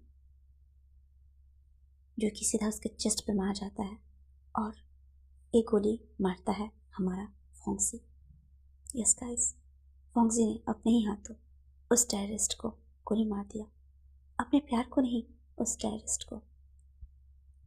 और फिर हम देखते हैं कुछ टाइम बाद सभी लोग जो इंजर्ड थे उन्हें हॉस्पिटल ले जाया जाता है। लैन फोंगजी वो टूट चुका था, पूरी तरह से टूट चुका था। उसकी आंखों से आंसू आए पहली बार। लैन शिजन उसको समझाते हैं, फोंगजी सब ठीक होगा, तुम परेशान मत हो फोंगजी, तुम घबराओ मत फोंगजी। और बस फोंगजी अनकॉन्शियस हो जाता है। विंग का फ्यूनरल कर दिया जाता है। वो टेररिस्ट था बट फिर भी इसमें जियांग उसके फैमिली को भी बुलाया जाता है और सबको फिर बताया जाता है कि विंग टेररिस्ट था, क्योंकि इससे जियांग के फैमिली को बहुत प्रॉब्लम होता, इसीलिए उन्हें इससे दूर रखा जाता है, क्योंकि इस सब में विंग अकेला ही था। दैट्स व्हाई जो जियांग फैमिली रहता है उनके नाम को क्लियर कर दिया जाता है, मतलब उन्हें क्लियर चिट दिया जाता है। और इधर विंग अब नहीं रहा। फोंगजी जब उसे होश आता है तो उसे देखने के लिए लैन शिजन के वाइफ मैन उसके पास होती है और उसका नेफ्यू जो कि है शिजुई। एक्चुअली लैन शिजन के वाइफ का पूरा नाम है मिनरा, तो बट वो उसे मिन ही बुलाता है। और फोंगजी जैसे ही होश में आता है वो काफ़ी इंजर्ड था और उसको देख के मिनरा बोलती है कि फोंगजी आप रेस्ट करो। और फोंगजी उसके आंखों में एक खालीपन जो अब कभी नहीं भरने वाला था। सब इस चीज़ को देखते हैं। फिर वो स्लोली रिकवर कर रहा था, जो भी नुकसान हुए थे उन सबको फिर से भरा जा रहा था। सब कुछ पहले जैसे नॉर्मलाइज करने का कोशिश किया जाता है। ब्रुकलिन उसको भी बचा लिया गया था और हम देख पाते हैं ऐसे ही धीरे धीरे साल बीत रहे थे और जो महीने धीरे धीरे बीत रहे थे, फोंगजी अब रिकवर हो चुका था पूरी तरह से, बट उसका हार्ट वो अभी तक रिकवर नहीं हो पाया। फोंगजी अभी भी वो अपना काम करता था, बट वो सिर्फ वीक में 2 डेज ही अपने काम में एक्टिव रहता। बाकी वो स्ट्रेटेजी वगैरह जो तैयार करना होता वो अपने घर से ही करने लगा था। अपना घर जिंगशी, फोंगजी का जो घर था वो फॉरेस्ट एरिया के बीचों बीच था और वहाँ पे वो अकेला रहता था। वो जगह वाकई बहुत खूबसूरत थी। वहाँ से गिरने वाले पानी, एकदम हॉट वाटर पूल जो कि नेचुरल था, हॉट स्पॉट था, बहुत खूबसूरत था। फोंगजी वहाँ पे रहता और फोंगजी के इस खालीपन को देख उसका भाई लैन शिजन बोलता, फोंगजी अब तो तुम्हें पता चल गया ना कि वो एक टेररिस्ट है, क्यों वेट करना उसका फोंगजी, क्यों वेट करना, तुम आगे बढ़ो अपनी लाइफ में, तुम्हें जो मन आए तुम वो करो। फोंगजी इस बात पे कुछ नहीं कह पाता। लैन शिजन उसको मिनरा समझाती, उसका दिल बहुत बुरी तरह से टूटा है। लैन शिजन उसे कुछ टाइम दो उसे कुछ। तो फिर लैन शिजन बोलता है, मेरा भाई फोंगजी, उसके साथ ही ऐसा क्यों हो रहा है मेरा? बचपन में भी जब हम छोटे थे मैं तो फिर भी समझने लगा था। उसने माँ की मदर के लव को अभी फील करना सिखाई था कि मॉम नहीं रही, फिर डैड भी नहीं रहे और अंकल ने इतने स्ट्रिक्टली रूल के साथ हमें पाला। देखो मेरा भाई, सब उसको cold hearted, stern face, statue, ना जाने क्या कुछ कहते, बट वो कभी नहीं पिघला। और जब पिघला भी तो एक ऐसे इंसान के लिए जो उसे ख़त्म कर देना चाहता था। कैसा मोमेंट होगा वो फोंगजी के लिए जब उसने अपने हाथों से अपने प्यार को मार डाला, क्या होगा? फिर हम देख पाते हैं कि ऐसे ही दिन बीतता है और टाइम आता है 1921 का और हम देख पाते हैं कि दिन ऐसे ही गुजरता है, बीतता है। अभी भी सबकी ट्रेनिंग होती है, सब अपना अपना काम करते हैं और हम देखते हैं रात का सीन जिंगशी फोंगजी के घर। और वहाँ से बहुत ज़्यादा मॉस का साउंड आता है और इसमें वांगजी एक पर्सन को बस हीट पे हीट किया जा रहा था और वो पर्सन बस वेट प्लीज डोंट प्लीज और वांगजी सुनने वाला था बिल्कुल भी नहीं। वो बस उससे हीट पे हीट और उसके पूरे बॉडीज को ही किस देना, बाइट करना, अपना पूरा गुस्सा निकालना पूरा उस पर्सन पे कर रहा था और वांगजी उसके साथ इतनी क्रूरटी से इंटीमेट हो रहा था कि क्या ही बताए।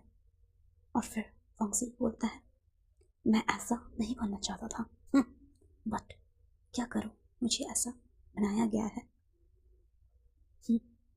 ऐसा बोलकर वो सामने वाले पर्सन को उसके बालों से खींच के ऊपर उठाता है और वो इंसान बस चिल्लाता है आ। और हम देख पाते हैं कि ये इंसान है और कोई नहीं, विंग। यस गाइस, एक्चुअली जब वांगजी ने विंग पे गोली चलाई थी तो उसने सबको दिखाने के लिए विंग पे तो गोली चलाई थी, बट वो उसके हार्ट पे नहीं, हार्ट के ऊपर सेफ जगह पे गोली चलाई थी ताकि विंग को बचाया जा सके। और फिर वो अनकॉन्शियस होने से पहले विंग के बॉडी को दूसरे बॉडी के साथ एक्सचेंज कर देता है और विंग के बॉडी को वो भेज देता है ट्रीटमेंट के लिए एक अनआइडेंटिटी के साथ।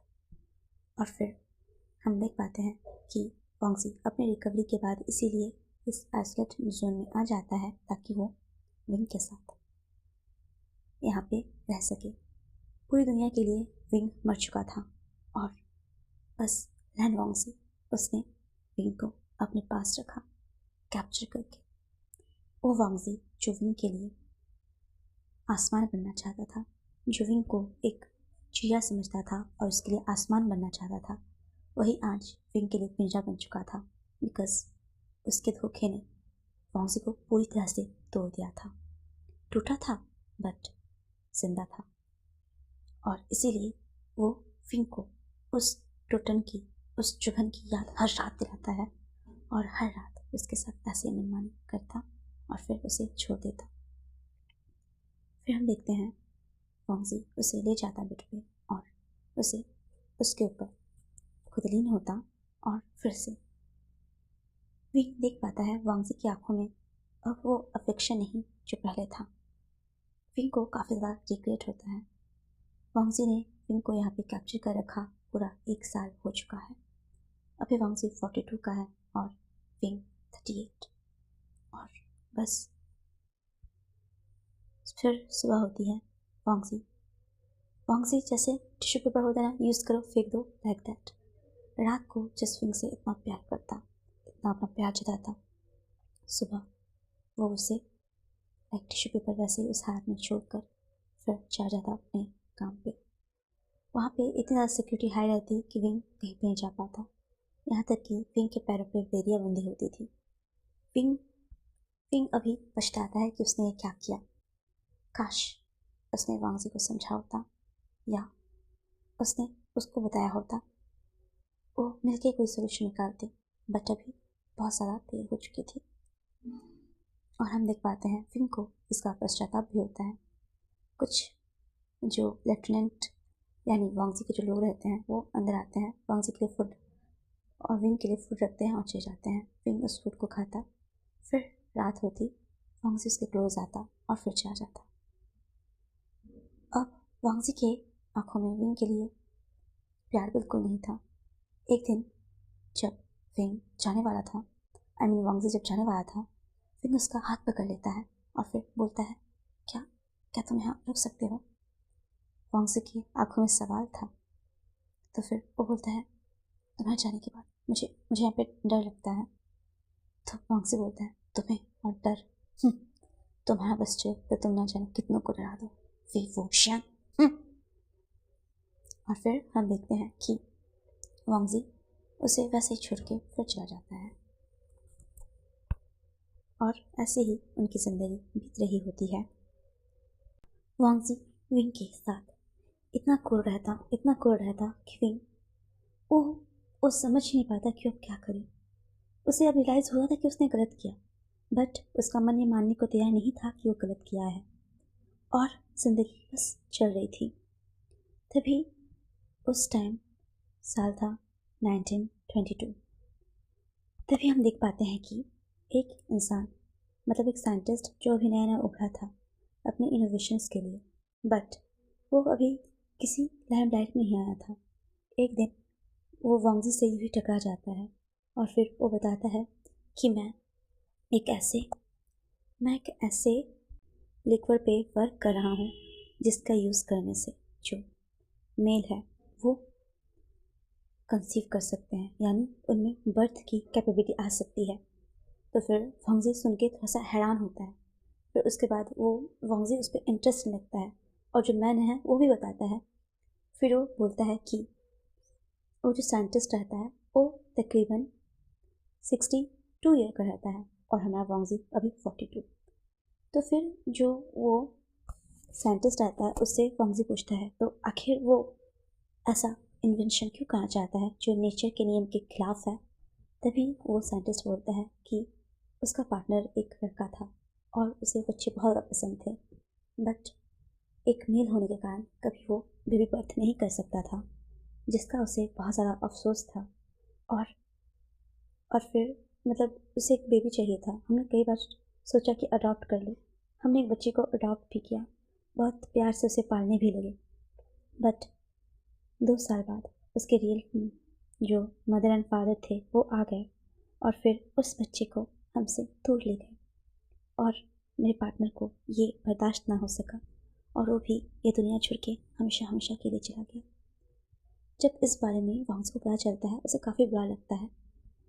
फिर वांगजी को कुछ सोचता है। फिर हम देख पाते हैं कि नेक्स्ट सीन में वो जो साइंटिस्ट था वो अभी विंग के सामने बैठा हुआ था और फिर वो विंग से एक नॉर्मल पर्सन की तरह मिल रहा था। विंग को लगा फिर से शायद उसका कोई उसे इंट्रोगेशन होने वाला है, दैट्स वाई ए पर्सन आया हुआ है। फिर हम देख पाते हैं कि ऐसे ही उससे कुछ बात करते हैं। फिर जो वो साइंटिस्ट रहता है वो विंग को कुछ मतलब पीने के लिए देता है जो कि वांगजी लेकर आता है, और क्योंकि वांगजी देता है तो विंग मना नहीं कर पाता और उसको पीना पड़ता है। पहले तो विंग पीने के लिए इनकार करता है बट उसे पीना पड़ता है और फिर वो साइंटिस्ट उसे एक इंजेक्शन इंजेक्ट कर देता है और फिर जो लिक्विड रहता है उसे वांगजी को देते हुए बोलता है तुम्हें इसे हर बार मीटिंग के बाद इन्हें पिलाना पड़ेगा।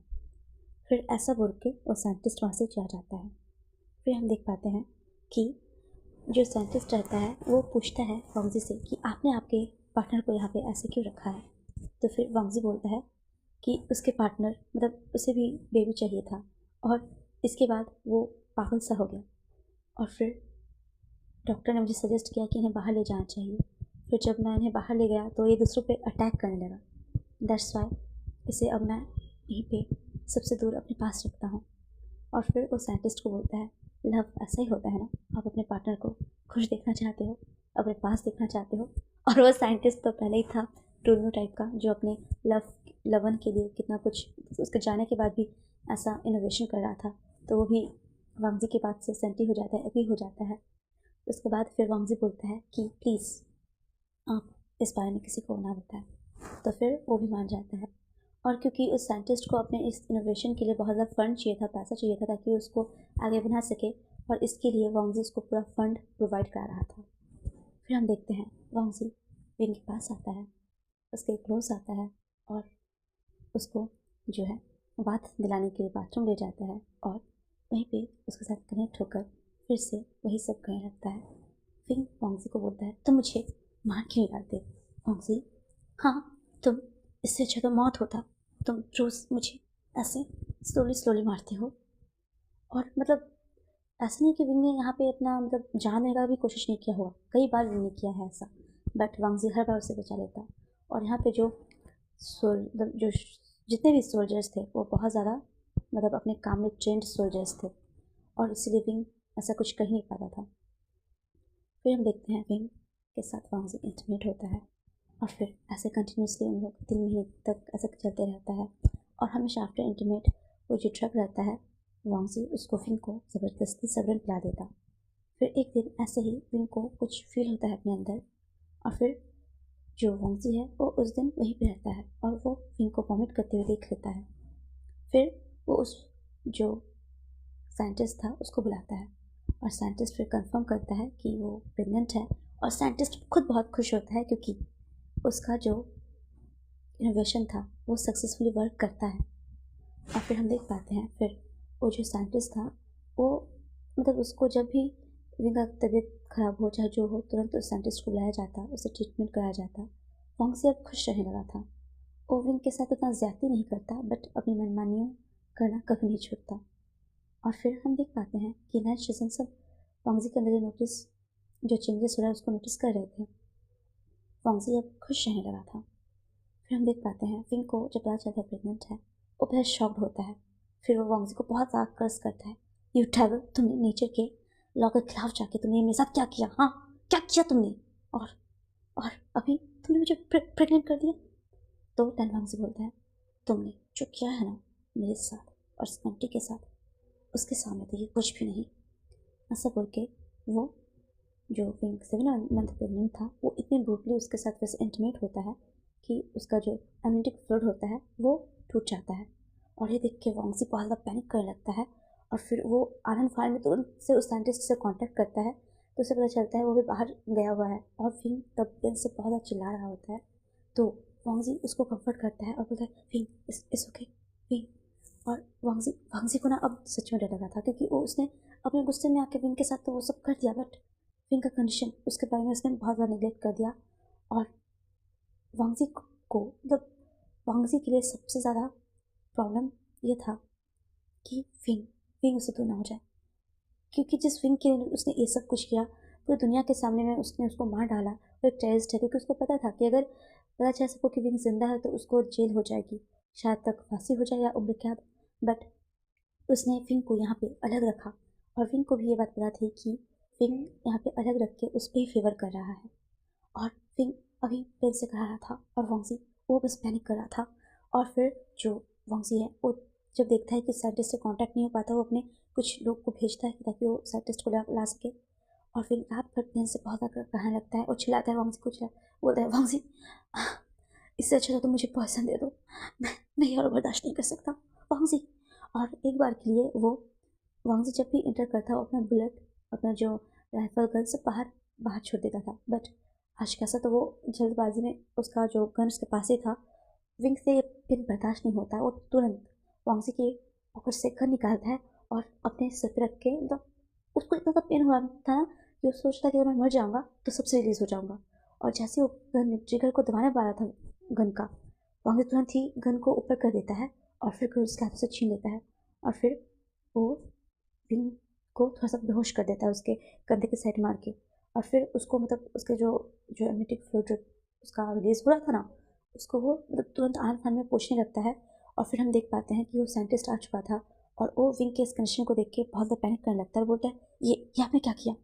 तो फिर वो मुझे बोलता है आई एम सॉरी बट एक्चुअली मैं अपने डिसाइड को कंट्रोल नहीं कर पाया और ये बेहोश ये बहुत ज़्यादा पैनिक कर देता। मिस्टर लैंड वॉन्ग्स ये आपने क्या किया? ये काफ़ी डेंजरस हो सकता है। और फिर वो साइंटिस्ट आनंद फान में विंग का ट्रीटमेंट करने लगता है। फिर हम देखते हैं जो साइंटिस्ट है वो ट्रीटमेंट करने के बाद वहीं पे रुकता है और फिर बोलता है कि अगर सुबह तक इसे होश आ जाए तब तो ठीक है वरना वॉन्ग्स बोलते वरना क्या? हाँ।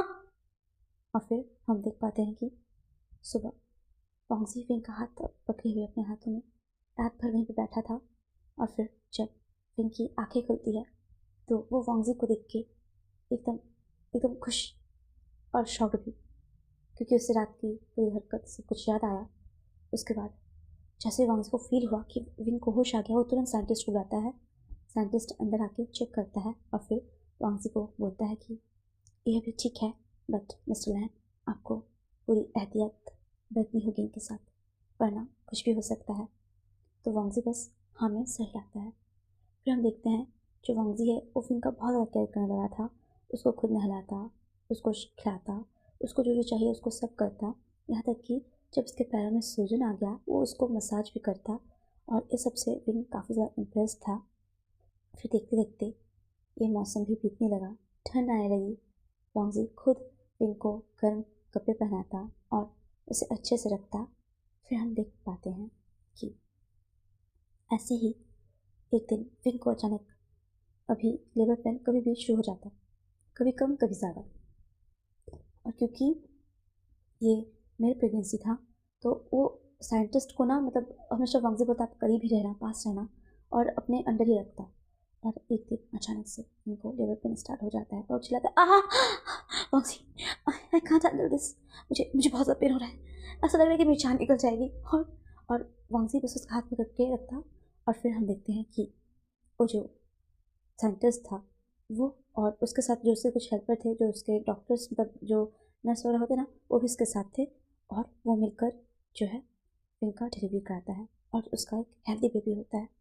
और विंग उसके कान में जैसे ही बच्चे के रोने का आवाज़ जाता है, विंग वैसे ही बेहोश। और फिर हम देख पाते हैं कि जो वांगजी है वो उस बच्चे को देख के बहुत ज़्यादा खुश होता है। और उसके बाद वो विंग को वहाँ पे अच्छे से कवर करके सुलाता है। और उसके बाद उस बेबी को ले जाता है लैंड मिशन, और जहाँ पे वो अपने शाशी मिर्रा को वो बेबी देते हुए बोलता है, आप इसे संभालिए, ये बेबी मेरा बेबी है। और मतलब जो लैंड शिजन और मिर्रा है वो सोचते हैं कि शायद वांगजी वांगजी इस दर्द से उभरने के लिए अब शायद वो इस बच्चे को अपनाना चाहता है, इसलिए वो भी कुछ नहीं पूछते। और फिर उस बच्चे को, उस नवजात बच्चे को जो अभी जन्मा था, उसको वो मिर्रा को देकर वापस विंग के पास आ जाता है। और विंग जैसे ही उठता है वो वांगजी को देखता है और फिर बोलता है, वांगजी, बेबी बेबी मेरा मेरा बेबी कहाँ है वांगजी? तो वांगजी बोलता है, क्या तुम्हारा बेबी? कौन? मेरा बेबी, मुझे मुझे पता है कि मैंने उसे बर्थ किया था, उसके रोने का साउंड मैंने सुना था।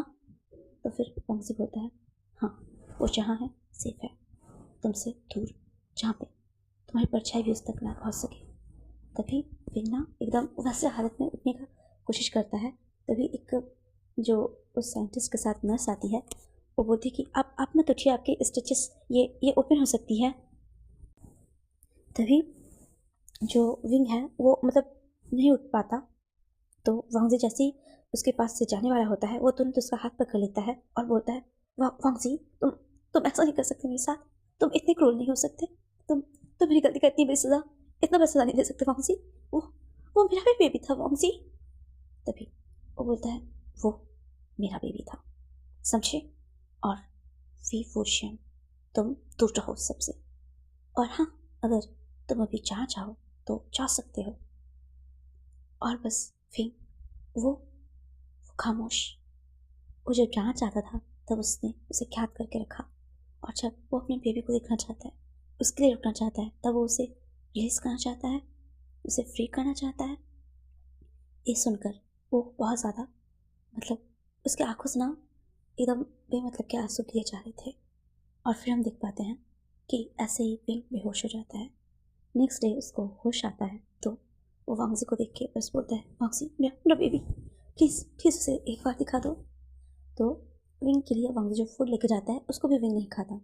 तो फिर वांगजी बोलता है, अगर तुम्हें अपना बेबी देखना है तो पहले इस पूरे खाने को फिनिश करो, समझे? विंग मतलब ना एकदम एकदम ना ऐसे ऐसे भुक्कड़ जैसे खाने लगता ना कि तो मतलब इतना ज़्यादा, और फिर वो खांसने भी लगता। ये देख के ना वांगजी को बुरा भी लगता था, बट अभी वो विंग के पास बेबी को नहीं लाना चाहता था, क्योंकि वो सोचता कहीं कहीं विंग भाग ना जाए, वो बेबी का सहारा लेके उसको ब्लैकमेल करके या बेबी को हार्म करके कुछ कर ना दे। इसीलिए बस वांगजी ने विंग से बेबी को दूर किया था। बट वो देख पाया था विंग की आंखों में उस तरफ, इसलिए ना वांगजी को बुरा लगता है। फिर विंग घर जाता है तो देखता है बेबी कितना ज़्यादा रो रहा है। तो फिर हम देखते हैं कि वांगजी वहाँ से अपने बेबी को देख के वापस आता है, और हम देखते हैं इधर विंग विंग जो अपना वाइट कलर का क्लॉथ पहना था, उसके नीचे जो मतलब कि स्टिचेस लगे थे वो भी अभी थोड़े थोड़े रिमूव होने लगे थे। और विंग का जो वाइट कलर का शर्ट था उसमें जो मिल्क रहता है वो उससे वो गीला हो जाता। तो ये देख के मतलब वांगजी जैसे मतलब उस साइंटिस्ट से कुछ पूछता, उस साइंटिस्ट बोलते कि इनका पूरा बॉडी ही फिलहाल एकदम गर्ली टाइप हो चुका है, दैट्स वाई उनके बॉडी से अभी जो मिल्क है वो रिलीज़ हो रहा है। तो ये सुन के ना मतलब वांगजी को पता है कि उसका बेबी कितना कितना रोता है उसके, क्योंकि उसको अपने मदर का मिल्क चाहिए होता है। और फिर मतलब विंग भी बहुत ज़्यादा रोता है और वो बस वांगजी से इतना मिन्नत करता है। विंग ना इतना इतना ज़्यादा टूट चुका है, वो बस अपने बच्चे से मिलना चाहता है हर हाल में। और फिर हम देख पाते हैं कि फोंगजी एक दिन जब घर जाता है तो देखता है उसका बेबी बहुत ज़्यादा रो रहा है। वो छोटा सा क्यूट सा बेबी, एकदम छोटा सा। उसको उसको क्या मालूम है सब। और मिनरा वो भी उसे संभाल नहीं पाती, हालांकि वो बहुत कोशिश करती, सर्वेंट का लाइन लगा होता। बट फिर एक दिन फोंगजी जब देखता है बच्चा बहुत ज़्यादा रो रहा है, वो मिनरा के हाथ से बेबी को लेता और बोलता शाशी मैं से लेके जा रहा हूँ। तो वो बोलती कि कहाँ। तो वो जो वंशी बोलता है हॉस्पिटल। तो फिर मिनरा बोलती रुको मैं भी आ रही हूँ। तो वंशी बोलते इट्स ओके, मैं तुरंत चला जाऊँगा। और फिर हम देख पाते हैं कि वंशी पहुँच जाता है अपने जिंगशी के बाहर उस छोटे से बेबी के साथ। और विंग विंग अभी सो रहा होता है, बट उसके कानों में जैसे ही किसी बच्चे के रोने का आवाज़ आता है वो तुरंत तुरंत उठ खड़ा होता है।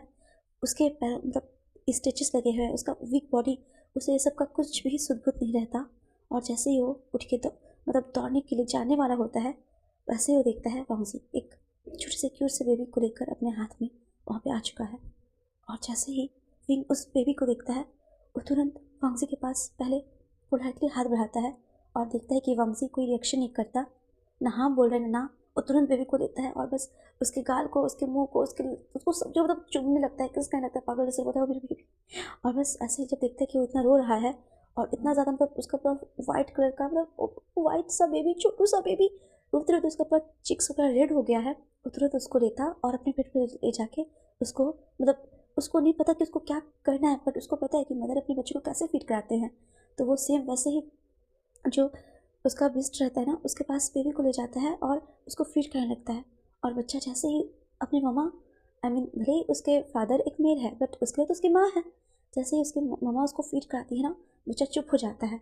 और ये विंग को ना जाने इतना सुकून कितने टाइम बाद मिल रहा था जब वो अपने बेबी को फीड कराता है। और और फिर मतलब वो एकदम बहुत बहुत मतलब उसे बहुत ज़्यादा सुकून और अच्छा लगता है। और वो वांगजी की तरफ देखता है। विंग की आंखों में अब वांगजी के लिए कोई मतलब शिकायत, कोई गिला नहीं, क्योंकि उसने मतलब लेट से सही बट उसने उसके बच्चे को लाया। विंग तो सोच रहा था कि वांगजी उसको लाएगा ही नहीं। फिर हम देख पाते हैं विंग को भी ये देख के काफ़ी अच्छा लगता है कि वांगजी देखता है जब विंग इतना चेंज हो गया। तो फिर विंग और बेबी को देखकर वांगजी वहाँ से जैसे निकलने वाला था, विंग बोलता है कि वांगजी। तो फिर वांगजी बोलता है बेबी को फीड खा लो, उसके बाद मैं उससे वापस ले जाऊँगा। फिर ना इस सुन के ना उसका दिल फिर से काँप उठता है, बट वो अपने बच्चे को फीड कराता है और कुछ भी नहीं सोचता अभी। वो बस इस लम्हे में अपने बेबी के साथ टाइम स्पेंड करना चाहता है, उसे प्यार करना चाहता है, उसे वो दुलार देना चाहता है जो हर पेरेंट्स अपने बच्चे को देता है। और उसके बाद जैसे ही विंग देखता है कि वांगजी आने लगा है, वो अपने बच्चे को चेस्ट से लगा लेता है और बोलता है वांगजी प्लीज़ प्लीज़ इसे इसे मुझसे दूर मत करो। तुम जैसे बोलोगे मैं वैसे रहूँगा, तुम जैसे रखोगे मैं वैसे रहूँगा। प्लीज़ प्लीज़, मैं मानता हूँ मैं गलत था, बट मैं सुधर जाऊँगा। मैं तुमसे प्रॉमिस करता हूँ मैं ऐसा कुछ भी नहीं करूँगा। तुम अगर चाहो तो मैं तुम्हें ब्लैंक पेपर में लिख के दूँ। वांगजी प्लीज़ प्लीज़ ऐसे मत करो वांगजी प्लीज़, ये हमारा बेबी है, प्लीज़ वांगजी। मैं गॉड, मैं स्वेयर कर, मैं कसम खाता हूँ भगवान की मैं ऐसा कभी नहीं करूँगा। तुम पहले भी ऐसा कर चुके हो फिर, मैं मानता हूँ, बट प्लीज़ प्लीज़ वांगजी, मैं देखो तो मानता हूँ मैं गलत हूँ। I am really very sorry, I am sorry वांगजी, बट तुम मुझे चाहते हो ना, तुम मुझसे प्यार करते हो ना। हाँ प्लीज़ प्लीज़ वांगजी, मैं मानता हूँ मैं बहुत गलत था, बट ऐसा मत करो, हमारे बेबी को इसे इसे हमसे दूर मत करो प्लीज़ प्लीज़ वांगजी। फिर वांगजी बोलते अच्छा तुम्हें याद है ये हमारा बेबी है। हाँ तुम ही थी ना, तुम ही वो थे जो इस बेबी को नहीं रखना चाहते थे अभी हमारा। देखो वांगजी मेरे हाथ जो भी थे, प्लीज़ मेरी बात मानो लहजा। और इतने टाइम बाद विंग के मुंह से लहजा सुन के वांगजी को काफ़ी अच्छा लगता है। तो फिर वो एक नज़र विंग को देखने लगता है और फिर बोलता है तुम बताओ क्या आइडेंटिटी दोगे इस बेबी को कि एक टेररिस्ट का बच्चा है। हाँ विंग, तुम ये चाहते हो। तभी विंग उसकी तरफ देखता है और फिर बोलता है देखो मैं ये नहीं बोलता, बट जब तक ये बच्चा समझने लगेगा तुम इसे मुझसे दूर ले जाना, तुम तब इसे ले जाना, बट तब तक क्या मेरे पास नहीं रह सकता। मैं मानता हूँ कि मैं एक टेररिस्ट था, बट मैं भी अपने नेशन के लिए लॉयल था। हाँ मैंने तुम्हारे नेशन के साथ गलत किया, बट मैं अपने नेशन के साथ तो लॉयल था ना हो वांगजी। और और आप एक कर्नल हो, तो अगर हमारे बेबी को आपका आइडेंटिटी मिलेगा तो क्या प्रॉब्लम है? मैं नहीं चाहता कि इसे टेररिस्ट का बेबी कहा जाए, बट ये आपका बेबी है और आप एक कर्नल हो, प्लीज़ वांगजी प्लीज़। और इतना ज़्यादा मतलब वांगजी देखते कि उसके सामने मिन्नत कर रहा है विंग, तो उसका भी ना दिल कहीं ना कहीं पसीजने लगता है। और फिर वो विंग की तरफ देखकर बोलता है, मैं बेबी को कुछ टाइम बाद लेके जाने वाला हूँ। विंग बोलता, प्लीज़ वांगजी तुम ऐसा नहीं कर सकते, please please, I am sorry, मैं मानता हूँ मेरी गलती है तुम्हें। तुम ऐसा नहीं कर सकते वांगजी मेरे साथ, हाँ प्लीज़। बट वांगजी बिल्कुल इस हालत में नहीं था कि वो कुछ सुन सके। फिर हम देखते हैं कुछ टाइम बाद वांगजी वहाँ पे आता है और अभी डिनर का टाइम हो चुका था, और वो जैसे डिनर करने के लिए बुलाता है विंग को, विंग बोलता है, नहीं मुझे डिनर नहीं करना, तुम बेबी को फिर से लेके चले जाओगे। तो फिर जो वांगजी है वो बोलता है, डिनर कर लो वरना मैं बेबी को अभी लेके चला जाऊँगा। तो फिर जो विंग है वो जाता है और बेबी को अपने गोद में ही रखता है और फिर डिनर करने लगता है। और फिर जब वांगजी देखता है कि विंग कितना ज़्यादा बच्ची के साथ मतलब अटैच्ड हो चुका है, तो फिर वो और कुछ नहीं बोलता, बस उसे डिनर करते हुए देखता है। और उसके कुछ टाइम बाद हम देख पाते हैं कि फिर वांगजी विंग के हाथों से जैसे बेबी को लेने वाला होता है, तो बोलता है, वांगजी प्लीज़ प्लीज़ डोंट, ऐसा ऐसा मत करो वांगजी। बट वांगजी उस बच्ची को लेता है और फिर विंग को बोलता है, तुम रेस्ट करो। और फिर वांगजी को देख विंग बस रोए जा रहा था, बट वांगजी उस बेबी को लेके बेड के पास आता है, विंग भी उसके पास आता है और वांगजी उस बच्चे को बीच में सुला देता है। और फिर वो देखने लगता है विंग को, और फिर विंग को जैसे एहसास होता है कि विंग बच्चे को वापस सुलाया, विंग भी उसके पास जाकर सो जाता है और फिर से बेबी को मतलब जो है फीड करने लगता है। और बस वांगजी को देख के बोलता है, thank you, thank you so much लहसन, थैंक यू सो मच। और फिर वांगजी बोलता है, तुम भूलना मत अपने प्रॉमिस को जो तुमने आज किया। मैं नहीं भूलूंगा। तुम जैसे ही हमारा बेबी समझ ही रहेगा, तुम इसे मुझसे दूर लेके चले जाना, बट तब तक के लिए से तुम मेरे पास रहने दो वांगजी। और हम देखते हैं कि अभी रात हो चुकी थी, विंग वो अपने बच्चे को देख रहा होता है जो भी सो रहा था, और वांगजी विंग को। फिर हम देखते हैं ऐसे ही कुछ दिन बीतने लगते हैं। विंग अभी बच्चे के साथ खुश रहने लगा था, वांगजी भी अब अक्सर यहीं पे होता। विंग को भी अब वांगजी से धीरे धीरे प्यार होने लगा था, और वांगजी वो अभी विंग की तरफ न्यूट्रल ही रहता, क्योंकि उसके धोखे ने उसे अंदर तक पूरा झंझोड़ दिया था। और फिर हम देख पाते हैं कि ऐसे ही एक रात जो वांगजी है उसे एक गोली लगता है, तो वो आके जैसे ही रूम में आता है, विंग देख के बहुत ज़्यादा पैनिक करने लगता है, और वो वांगजी का देखभाल करने लगता है, उसे खाना खिलाता है, बेबी का देखभाल करता है, और फिर वहीं पे साइड में सो जाता है। फिर हम देखते हैं कि जो विंग है वो भी वांगजी की बहुत ज़्यादा केयर करने लगता है, साथ में अपने बेबी का भी। और विंग और वांगजी इस बीच उनके बीच रिलेशन फिर डेवलप नहीं हुआ था। फिर हम देख पाते हैं कि एक सुबह जब विंग अभी उसने वहाँ पे किचन वगैरह का जो सेटिंग कर लिया था वहाँ पे कुकिंग कर रहा होता है और वांगजी बेबी को संभाल रहा होता है। फिर विंग और वांगजी ब्रेकफास्ट करते हैं। उसके बाद जैसे ही बेबी को सुलाने के लिए जो जाता है हमारा विंग, तो वो बेबी को फीड करा के जब सुला देता है तो वांगजी उसके पीछे होता है और बस अपने गर्म सांसों को उसके जो नेक के पास छूने लगता है। तो फिर विंग बोलता है, वांगजी। तो फिर वांगजी उसको कुछ कहता उससे पहले उसके लिप्स को कैप्चर करता है और बस उसके साथ उसको नेक्स्ट रूम में ले जाता है ताकि बेबी उठ ना जाए, और उसके साथ फिर से इंटीमेट होता। और फिर कुछ टाइम बाद हम देखते हैं कि बच्चे का रोने का आवाज़, और तुरंत जो वांगजी है वो विंग को अलग करता, बट वो उसको करना नहीं चाहता खुद से अलग। और विंग बोलता है, वांगजी प्लीज़ बेबी उठ गए, वांगजी वो रो रहा है। और बट ऐसा करते हुए फिर वो भाग जाता और फिर बेबी को फीड कराता। और हम देखते हैं ऐसे धीरे धीरे 1.5 साल का टाइम बीत चुका था, और अभी साल था 1924। और हम देखते हैं एक रात में बेबी बीच में सोया हुआ है, साइड में विंग और एक साइड वांगजी। फिर वांगजी धीरे से अपने बेबी को साइड में लाके सुलाता है और उसको अच्छे से उसके साइड में तकिया वगैरह देकर कवर करता है और फिर खुद विंग के पास जाके उसको कर्ल करके सो जाता है। और फिर जब सुबह देखता है वांगजी कि अभी तक बेबी भी अच्छे से सोया हुआ है और विंग भी, तो वो फिर से सो जाता है। और इधर हमारा विंग, उसके जैसे आंखें खुलती है वो तुरंत बेबी को देखने के लिए इधर उधर करने लगता है और उसका दिल फिर से डर जाता है कि कहीं वांगजी ने फिर से बेबी को तो नहीं छुड़ाया। और वो जैसे ही उठता है तो देखता है कि बेबी साइड में सोया हुआ है। तो वो वांगजी के फेस पे हल्का सा टैप करते हुए एक स्लोली सा छोटा सा किस करता है और हाथ बढ़ा के अपने बेबी को उठा के लाता है अपने गोद में और उसको फिट करने लगता है। और फिर जैसे ही वांगजी ये देखता है तो वो अपना हाथ उठा के बस विंग को ही देखते रहता है, अपने हाथ पे अपने गाल को रखते हुए। और फिर विंग उसको, और इसी की तरह इनका एक हैप्पी मोमेंट के साथ एक फैन फिक्शन ख़त्म होता है। गाइस, आशा करती हूँ आप लोग को ये फैन फिक्शन पसंद आई होगी और आप लोग को ये फैन फिक्शन कैसे भी लगे मुझे ज़रूर बताइएगा।